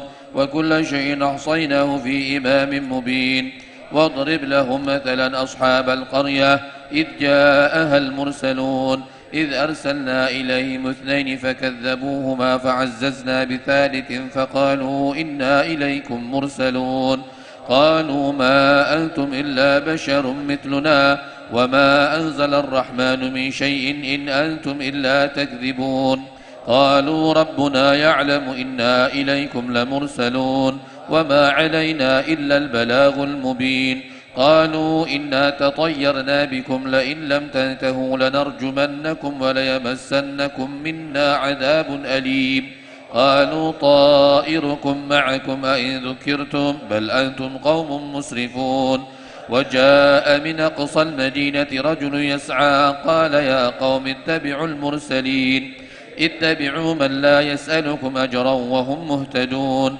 وما لي لا أعبد الذي فطرني وإليه ترجعون أأتخذ من دونه آلهة إن يردني الرحمن بضر لا تغن عني شفاعتهم شيئا ولا ينقذون إني إذا لفي ضلال مبين إني آمنت بربكم فاسمعون قيل ادخل الجنة قال يا ليت قومي يعلمون بما غفر لي ربي وجعلني من المكرمين وما أنزلنا على قومه من بعده من جند من السماء وما كنا منزلين إن كانت إلا صيحة واحدة فإذا هم خامدون يا حسرة على العباد ما يأتيهم من رسول إلا كانوا به يستهزئون ألم يروا كم أهلكنا قبلهم من القرون أنهم إليهم لا يرجعون وإن كل لما جميع لدينا محضرون وآية لهم الأرض الميتة أحييناها وأخرجنا منها حبا فمنه يأكلون وجعلنا فيها جنات من نخيل وأعناب وفجرنا فيها من العيون ليأكلوا من ثمره وما عملته أيديهم أفلا يشكرون سبحان الذي خلق الأزواج كلها مما تنبت الأرض ومن أنفسهم ومما لا يعلمون وآية لهم الليل نسلخ منه النهار فإذا هم مظلمون والشمس تجري لمستقر لها ذلك تقدير العزيز العليم والقمر قدرناه منازل حتى عاد كالعرجون القديم لا الشمس ينبغي لها أن تدرك القمر ولا الليل سابق النهار وكل في فلك يسبحون وآية لهم أنا حملنا ذريتهم في الفلك المشحون وخلقنا لهم من مثله ما يركبون وإن نشأ نغرقهم فلا صريخ لهم ولا هم ينقذون إلا رحمة منا ومتاعا إلى حين وإذا قيل لهم اتقوا ما بين أيديكم وما خلفكم لعلكم ترحمون وما تأتيهم من آية من آيات ربهم إلا كانوا عنها معرضين وإذا قيل لهم أنفقوا مما رزقكم الله قال الذين كفروا للذين آمنوا أنطعم من لو يشاء الله أطعمه إن أنتم إلا في ضلال مبين ويقولون متى هذا الوعد إن كنتم صادقين ما ينظرون إلا صيحة واحدة تأخذهم وهم يخصمون فلا يستطيعون توصية ولا إلى أهلهم يرجعون ونفخ في الصور فإذا هم من الأجداث إلى ربهم ينسلون قالوا يا ويلنا من بعثنا من مرقدنا هذا ما وعد الرحمن وصدق المرسلون إن كانت إلا صيحة واحدة فإذا هم جميع لدينا محضرون فاليوم لا تظلم نفس شيئا ولا تجزون إلا ما كنتم تعملون إن أصحاب الجنة اليوم في شغل فاكهون هم وأزواجهم في ظلال على الأرائك متكئون لهم فيها فاكهة ولهم ما يدعون سلام قولا من رب رحيم وامتازوا اليوم أيها المجرمون ألم أعهد إليكم يا بني آدم ألا تعبدوا الشيطان إنه لكم عدو مبين وأن اعبدوني هذا صراط مستقيم منكم جبلا كثيرا أفلم تكونوا تعقلون هذه جهنم التي كنتم توعدون اصلوها اليوم بما كنتم تكفرون اليوم نختم على أفواههم وتكلمنا أيديهم وتشهد أرجلهم بما كانوا يكسبون ولو نشاء لطمسنا على أعينهم فاستبقوا الصراط فأنى يبصرون ولو نشاء لمسخناهم على مكانتهم فما استطاعوا مضيا ولا يرجعون ومن نعمره ننكسه في الخلق أفلا يعقلون وما علمناه الشعر وما ينبغي له ذكر وقرآن مبين لينذر من كان حيا ويحق القول على الكافرين أولم يروا أنا خلقنا لهم مما عملت أيدينا أنعاما فهم لها مالكون وذللناها لهم فمنها ركوبهم ومنها يأكلون ولهم فيها منافع ومشارب أفلا يشكرون واتخذوا من دون الله آلهة لعلهم ينصرون لا يستطيعون نصرهم وهم لهم جند محضرون فلا يحزنك قولهم إنا نعلم ما يسرون وما يعلنون أولم ير الإنسان أنا خلقناه من نطفة فإذا هو خصيم مبين وضرب لنا مثلا ونسي خلقه قال من يحيي العظام وهي رميم قل يحييها الذي أنشأها أول مرة وهو بكل خلق عليم الذي جعل لكم من الشجر الأخضر نارا فإذا أنتم منه توقدون أوليس الذي خلق السماوات والأرض بقادر على أن يخلق مثلهم بلى وهو الخلاق العليم إنما أمره إذا أراد شيئا أن يقول له كن فيكون فسبحان الذي بيده ملكوت كل شيء وإليه ترجعون صدق الله. بسم الله الرحمن الرحيم قل هو الله أحد الله الصمد لم يلد ولم يولد ولم يكن له كفوا أحد بسم الله الرحمن الرحيم قل هو الله أحد الله الصمد لم يلد ولم يولد ولم يكن له كفوا أحد بسم الله الرحمن الرحيم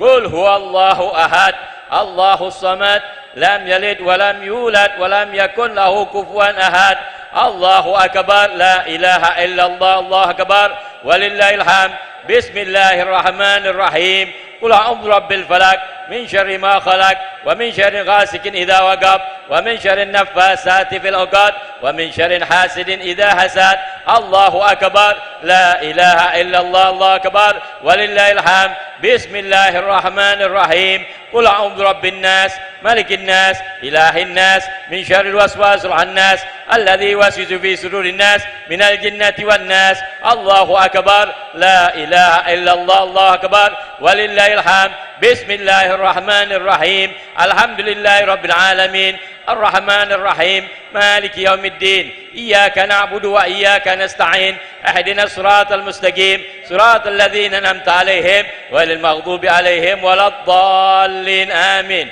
بسم الله الرحمن الرحيم ألف لام ميم ذلك الكتاب لا ريب فيه هدى للمتقين الذين يؤمنون بالغيب ويقيمون الصلاة ومما رزقناهم ينفقون والذين يؤمنون بما أنزل إليك وما أنزل من قبلك وبالآخرة هم يوقنون أولئك على هدى من ربهم وأولئك هم المفلحون وإلهكم إله واحد لا إله إلا هو الرحمن الرحيم الله لا إله إلا هو الحي القيوم لا تأخذه سنة ولا نوم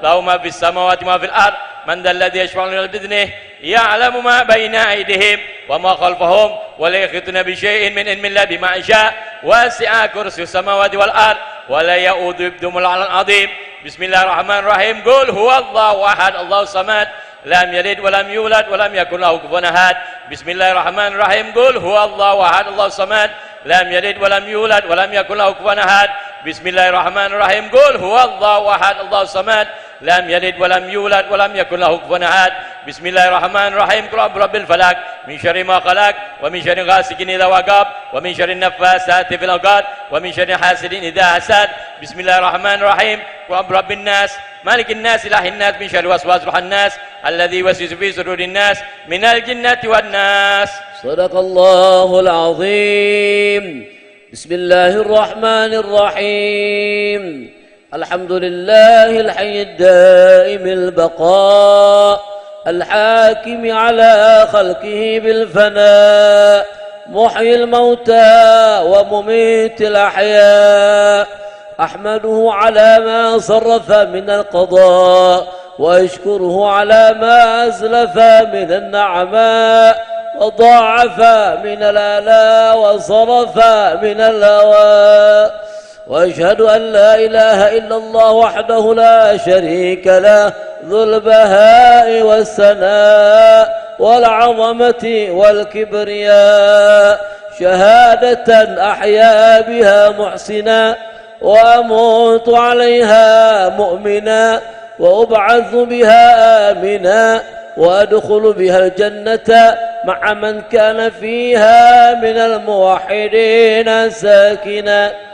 وأشهد أن محمدًا عبده ورسوله خاتم الأنبياء وسيد الأصفياء صلى الله عليه وعلى آله الأتقياء وعلى صحابته وسائر الأولياء صلاة دائمة بلا انتهاء باقية ما لها انقضاء. اللهم إنا نحمدك على ما هديتنا له من الإسلام وعلمتنا له من الأحكام حتى جعلتنا ممن يهتدي بهديك ويدين بدينك ويتبع سنة نبيك ويدمن تلاوة وحيك ويتشرف بكريم خطابك ويطالع حكم كتابك الذي أنزلته على سيدنا محمد خاتم أنبيائك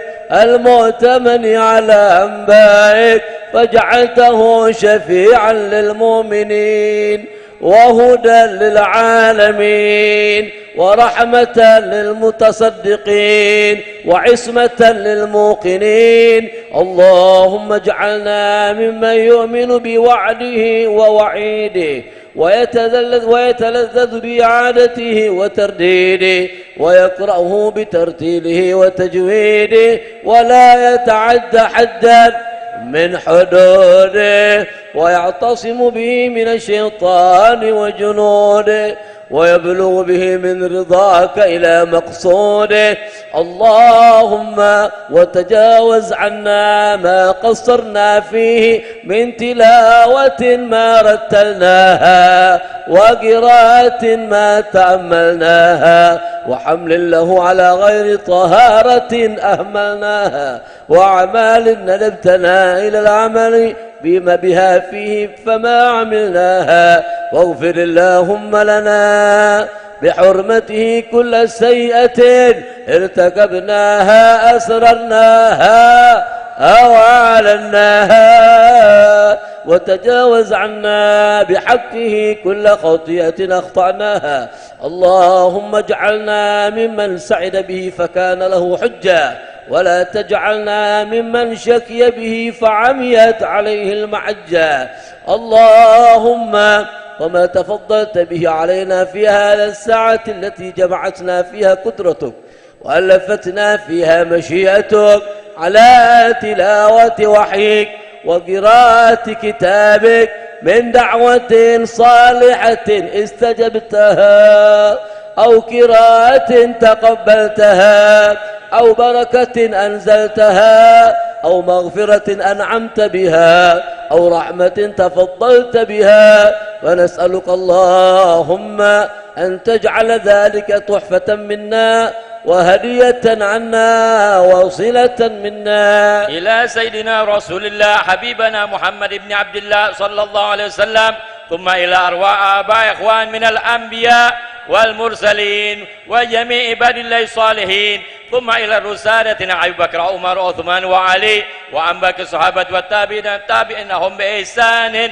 إلى يوم الدين، وأزواج رسول الله طاهرة أمة المؤمنين سيدنا حجة عائشة الرضا وخصوصنا فاطمة الزهراء والحمزة العباس والحسن والحسين علي بن محمد باقر جعفر صادق علي على محمد النجيب وسيدنا عيسى النجيب وسيدنا أحمد المهاجر الله أحمد بن عيسى عبيد الله سيدنا علي على قاسم سيدنا الأستاذ الأعظم الفقيه المقدم محمد بن علي بعلوي وأصولهم وفروعهم والحبيب علوي عم الفقيه وسيدنا حبيب علوي الغير من الفقيه المقدم والحبيب علي بن علوي صاحب الدرك إمام محمد مولى الدويلة سيدنا الفقيه المقدم ثاني إمام شرف عبد الرحمن السقاف وشاه محمد مخضار سكران أحمد سكران حبيب علي سكران حبيب عبد الله بكر عيد شاه بكر بن سالم والحبيب عقيل بن سالم والحبيب أمام عبد الرحمن العطاش علي بن الله بارس كتب ابن الله الحداد وأصولهم وفروعهم كتب شيخ الجيلاني شيخ أحمد البداوي شيخ أحمد الرفاعي شيخ إبراهيم الدسوقي أبي حسن الشذيري شيخ محمد البوصيري صاحب برده حبابا شيخ السلطان شيخ أحمد تجاني شيخ سند حبيب حربلا ولسنا حبيب علي بن الله الإدروس وأصولهم وفروعهم وجن علي بن الله السقاف وأولاد عبد القادر الحبيب أحمد عبد الرحمن بن عبد الله السقاف والحبيب شيخ بن أحمد بن جعفر بن أحمد بن الله السقاف والحبيب علي بن جعفر بن أحمد بن الله السقاف والحبيب أحمد بن جعفر بن أحمد بن الله السقاف والحبيب عمر السقاف صافي حبيب حامد عمر حامد والحبيب محمد بن عبد الرحمن الجفري مولى العرش الحبيب أحمد محمد مولى شيخ يوسف عبد الحسني والحبيب أحمد بن زين الحبيب شيخ عبد الرحمن بن عبد الله بن الفقيه والحبيب أحمد بن عمر بن سميد والحبيب حسن بن صالح البحر والحبيب عيد الحبيب عبد الله بن سلم الفقيه عبد الله بن حسين بن طاهر والحبيب بكر بن الله الطاس وأصولهم وفروعهم والحبيب علي محمد حسين الحبشي والحبيب عبد الله الحبيب محمد الحبيب أحمد الحبيب علوي بن علي محمد بن حسين الحبشي والحبيب عبد القادر بن السقاف والحبيب محمد بن هادي السقاف وأصولهم وفروعهم والحبيب علوي عبد الله بن شهاب أبي أحمد محمد مخضار من تارم وآلها ومن زنبل سادة علوين والحبيب حسين بن أبي بكر والحبيب عبد الله محسن العطاس وأصولهم وفروعهم والحبيب محمد طر حداد وأصولهم وفروعهم الحبيب علوي الحبيب حسين محمد طر حداد والحبيب أحمد بن عبد الله بن طالب العطاس وأصولهم وفروعهم والحبيب عبد القادر بن السقاف والد تسعة والحبيب الشيخ بن أحمد الفقيه والحبيب عبد الله بن الفقيه والحبيب محمد بن حسين العدوس ولسنين الحبيب محمد بن الحبشي ولسنين الحبيب جعفر السقاف الحبيب علوي بن السقاف السقاف ولسنين الحبيب سقاف شيخ قدر الإمام حبيب بكر محمد السقاف والحبيب علي محمد حشيم السقاف والحبيب صالح محسن حامد حسين بن هادي الحامد والحبيب محمد بن حسين بعبود والحبيب محمد الحداد محسن محمد العطاس والحبيب علي بن حسين العطاس والحبيب علي بن رحمن الحبشي وأصولهم وفروعهم ولسنين الحبيب حامد بن الحداد وأصولهم وفروعهم والحبيب عبد الله بن سالم الكاب وأصولهم وفروعهم والحبيب شيخ بن أحمد بن شهاب والحبيب أحمد بن شهاب بن حمد بن شهاب أبي عبد الله بن رب شهاب والحبيب حامد وأحمد بن شهاب وأصولهم وفروعهم والحبيب عبد الرحمن محمد النوار وأصولهم وفروعهم والحبيب أحمد بن حسن الحبشي وأصولهم وفروعهم والحبيب أحمد بن حمد الكاب كيس هذه حبيب علي حسين وسيدنا حبيب عبد الرحمن بن عبد الله بن شهاب وأصولهم وفروعهم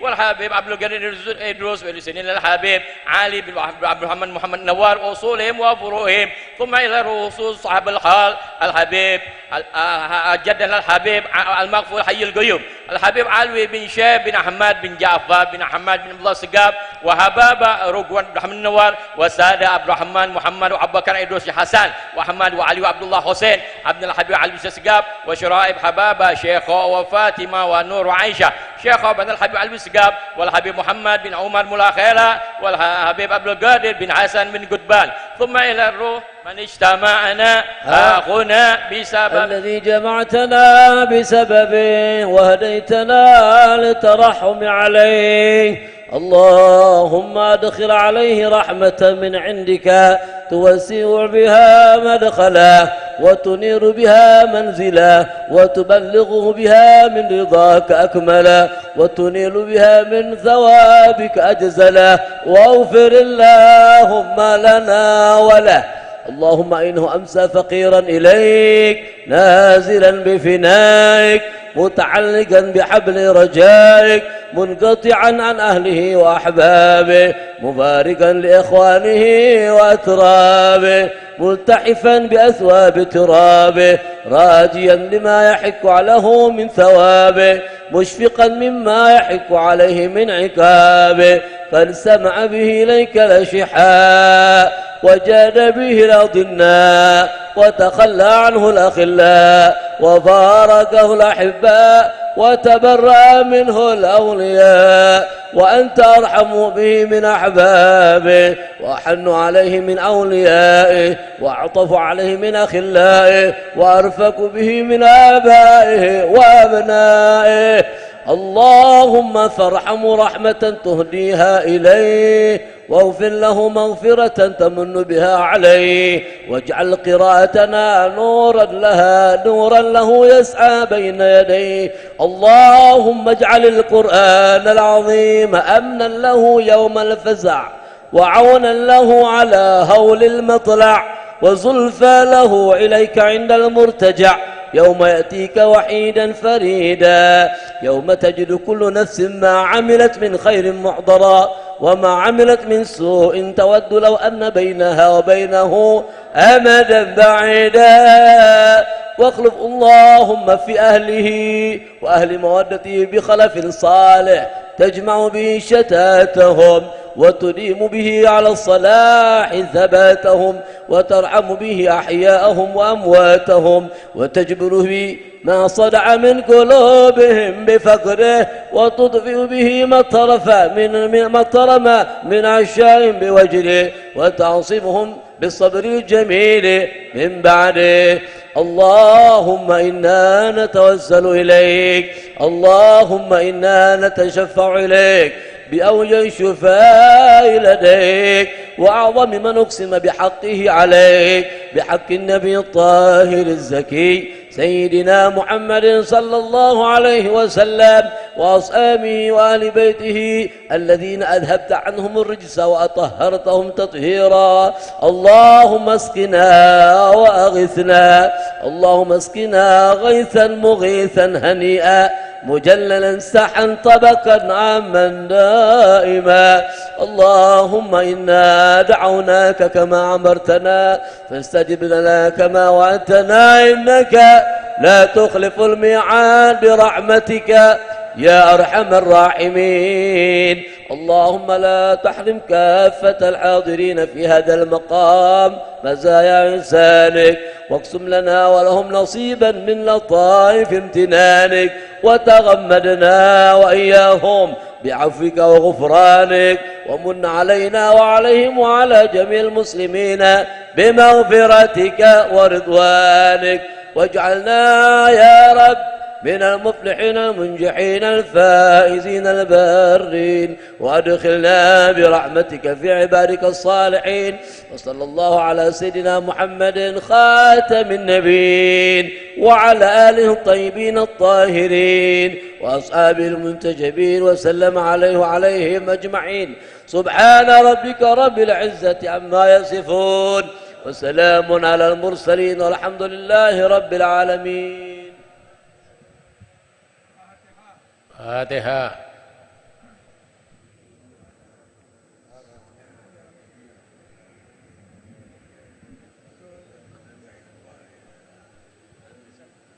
Bismillahirrahmanirrahim. Alhamdulillah rabbil alamin. Allahumma salli wa sallim wa barik wa karim ala sayyidina Muhammadin wa ala sayyidina Muhammad. Rabbana taqabbal minna innaka antas samiul alim wa tub alaina tawwabur rahim. Bi rahmatika ya arhamar rahimin. Wa sallallahu wa sallam. Alhamdulillah rabbil alamin.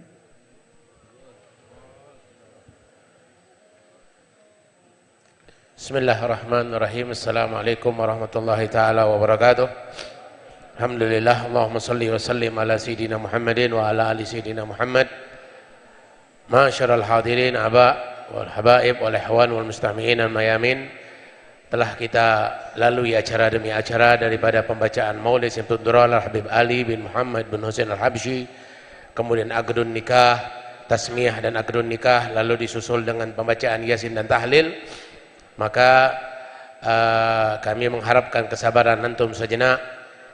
Mari kita sama-sama mendengarkan mau'idatul hasanah ataupun tausiah agama yang insyaallah akan disampaikan oleh akhina al-habib Abu Bakar bin Abdul Qadir Maulad Dawilah dari Kota Malang. Falyatafaddal mashkura.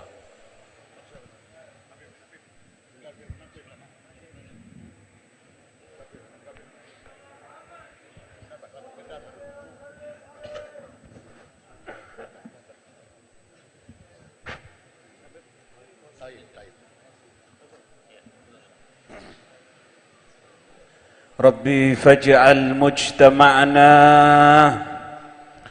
غاية حسن الختام واعطنا ما قد سألنا من عطاياك الجسام واكرم الأرواح منا واكرم الأرواح منا بلقاء خير الأنام أبلغ المختار عنا من صلاة وسلام. السلام عليكم ورحمة الله وبركاته. الحمد لله الذي صرف الوجود بصاحب المقام المحمود واللواء المعقود وشفاعة العظمى يوم الشهود مولانا محمد. اللهم صل على سيدنا محمد غنائي فقري وحياتي روحي وسرور قلبي ونجاتي في الدنيا والآخرة وعلى آله وصحبه wasallim amma ba'd. Yang saya muliakan para habaib, para anak cucu sahibul haul al-arifillah Al-Habib Alwi bin Syekh Asgaf, seluruh anak cucu beliau dan yang hadir di majelis ini semuanya. Tidak saya lupakan kepada Sayyidil Walid Al-Habib Umar Abdul Aziz bin Syihab, Al-Habib Muqsin Al-Habsi, seluruh para habaib, para siban yang mohon maaf tidak bisa saya sebut satu persatu.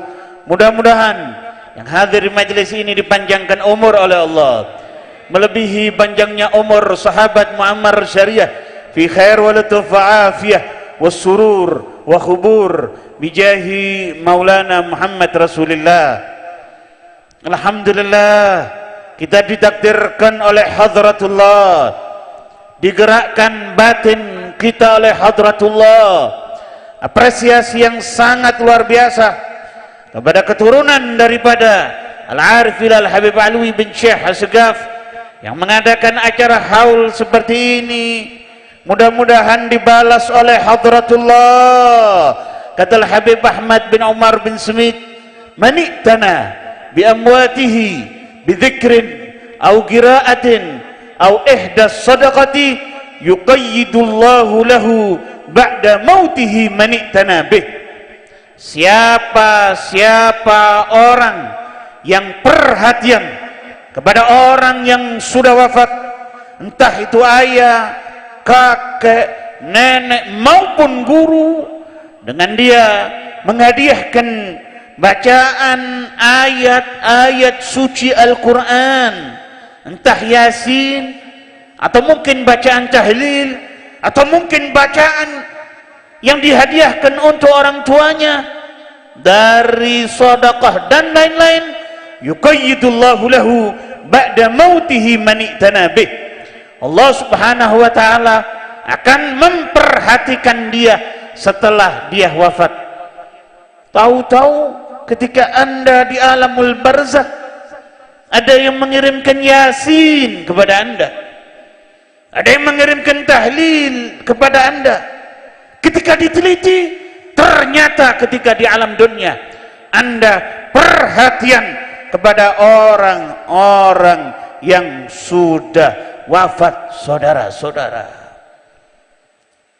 Oleh karena itu, di momen yang emas yang penuh barokah ini.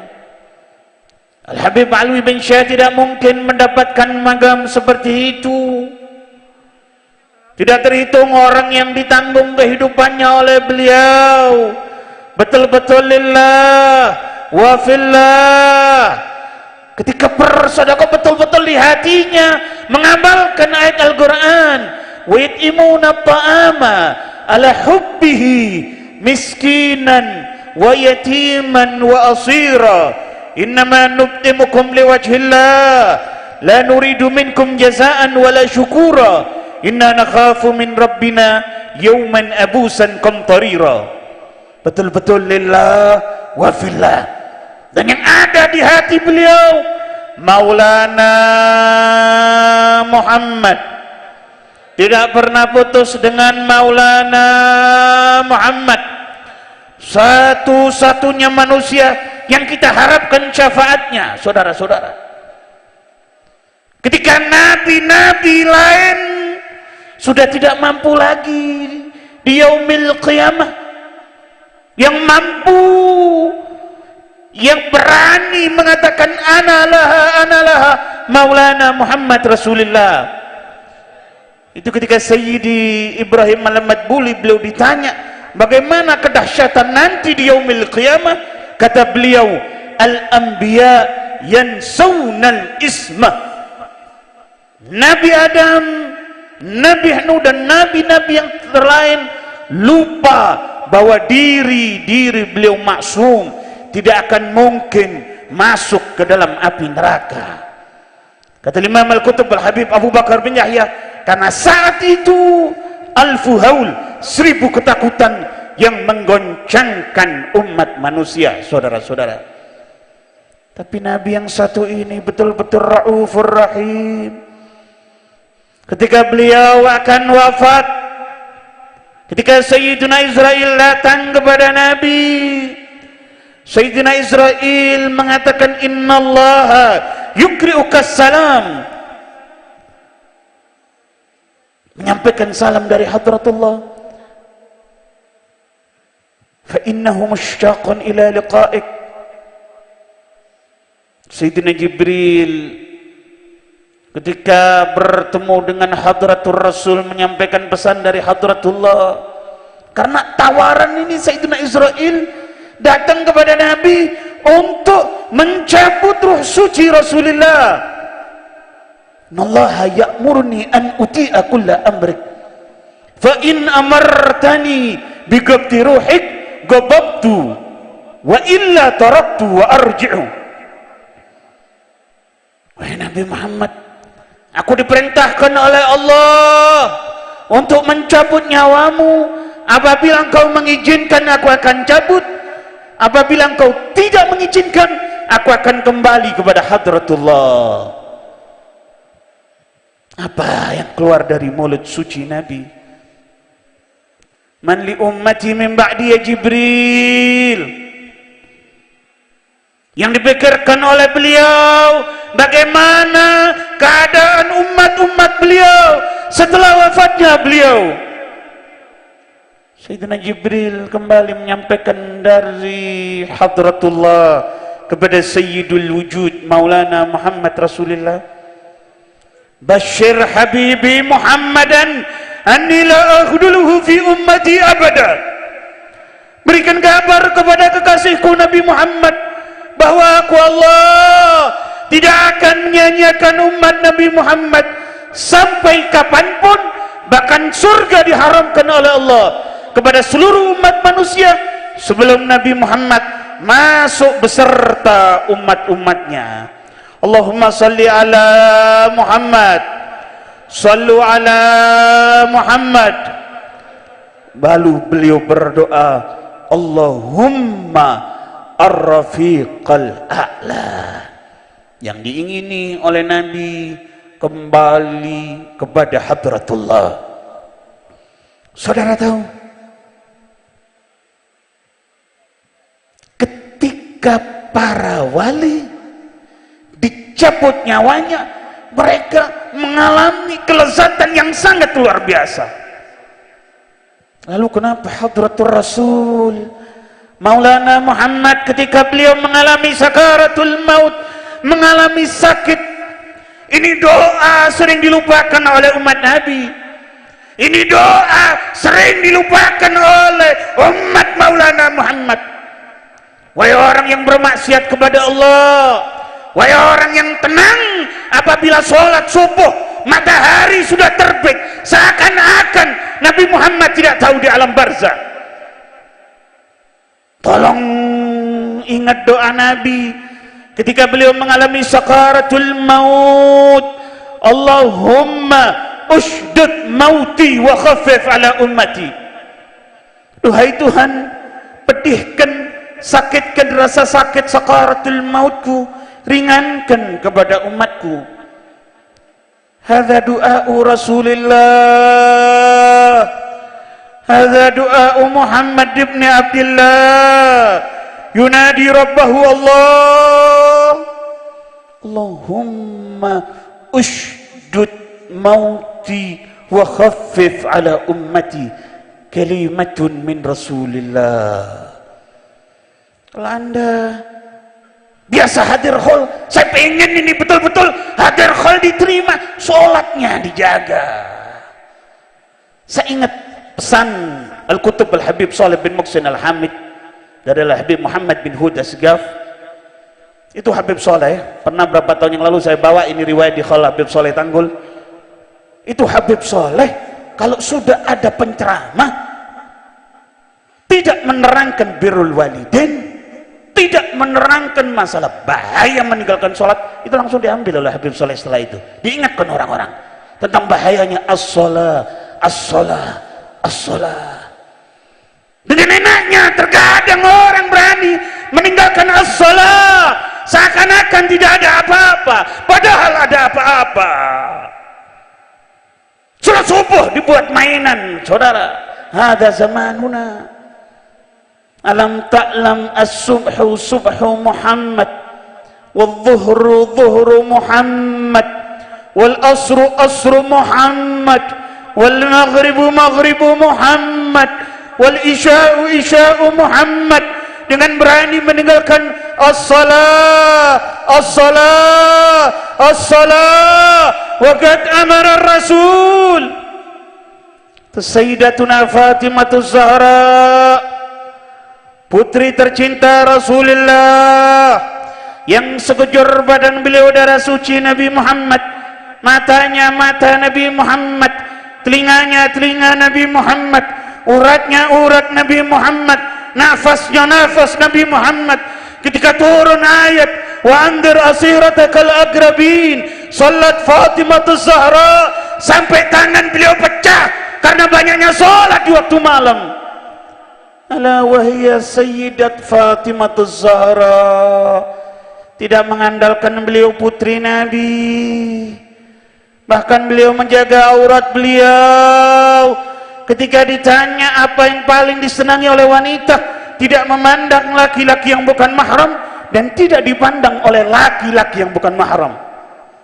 Beliau menjaga aurat bukan hanya di dunia, tetapi nanti ketika yaumil qiyamah, ketika dikumpulkan manusia pertama sampai manusia terakhir, akan ada suara yang mengumandangkan nakkisu ru'usakum wa ghuddu absarakum, tundukkan kepala kalian, pejamkan mata kalian, karena putri tercinta Rasulullah Sayyidat Fatimah Zahra akan melewati sirat menuju ke dalam surga. Mau menghadap Nabi dengan muka apa yuhal hadir? Terutama yang ada darah suci dengan hadratur Rasul. Mau menghadap dengan Nabi Muhammad dengan muka apa nanti di yaumil qiyamah? Kata Nabi, la tuftihuni amamal anbiya war rasul. Jangan kau buat aku di hadapan para nabi, kau buat malu aku di hadapan Nabi Adam, Idris, Nuh, Hud, Saleh, wa baqiyatil anbiya, karena amal-amalmu tidak baik. La tubquni bisayyiati a'malikum. Jangan kau buat aku menangis gara-gara amalmu tidak baik.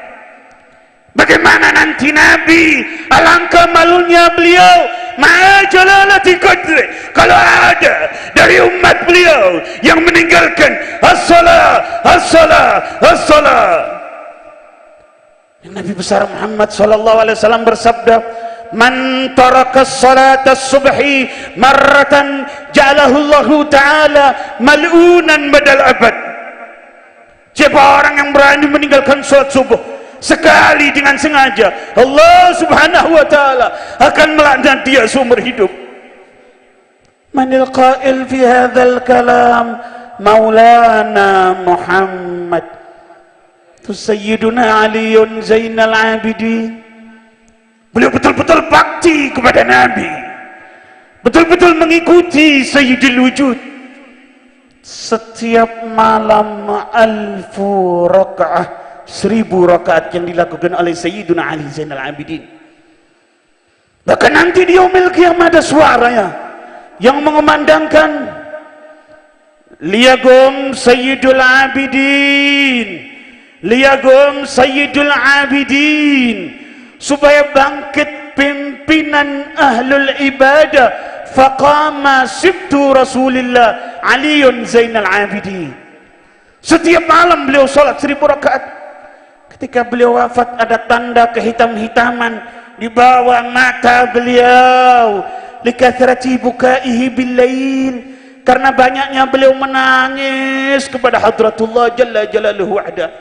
Mudah-mudahan ya Rabb, berkah Habib Alwi bin Syahini, kita semuanya mudah-mudahan dosa-dosa kita dihapus oleh Allah, dijadikan ahli salat, dijadikan ahli salat, dijadikan ahli salat, dijadikan ahli qiyamul lail. Selalu ingat kepada Nabi, ingat kepada hadratul Rasul, dan kita minta kepada hadratullah ketika nanti kita sakaratul maut, mudah-mudahan kita diizinkan oleh Allah, diizinkan oleh Allah untuk didatangi oleh Rasulullah, untuk didatangi oleh Rasulullah, untuk didatangi oleh Rasulullah.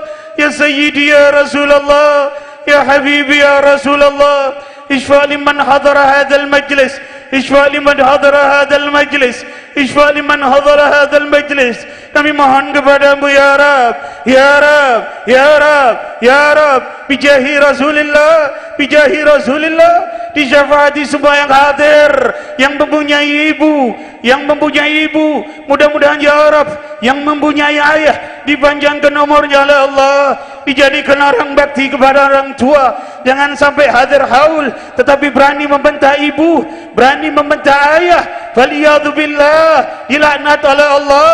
Kami mohon kepadamu ya Rab, ya Rab, ya Rab, dijadikan birrul walidain, dijadikan birrul walidain, bisa meminum air bekas telapak kaki ibu, bisa memandang ibu kalau ibu kami sudah wafat. Mudah-mudahan ayah kami yang sudah wafat, kuburannya dijadikan raudhah min riyadhil jannah, tidak diazab di kubur, tidak diazab di kubur, tidak diazab di kubur, dikumpulkan dengan Rasulullah, dikumpulkan dengan Rasulullah. Kita semuanya ini mudah-mudahan husnul khatimah, husnul khatimah, husnul khatimah. Ketika sakaratul maut dihadiri oleh Rasulullah, dihadiri Rasulullah, semuanya ditalkin oleh Nabi Muhammad mengumandangkan kalimat la ilaha illallah, la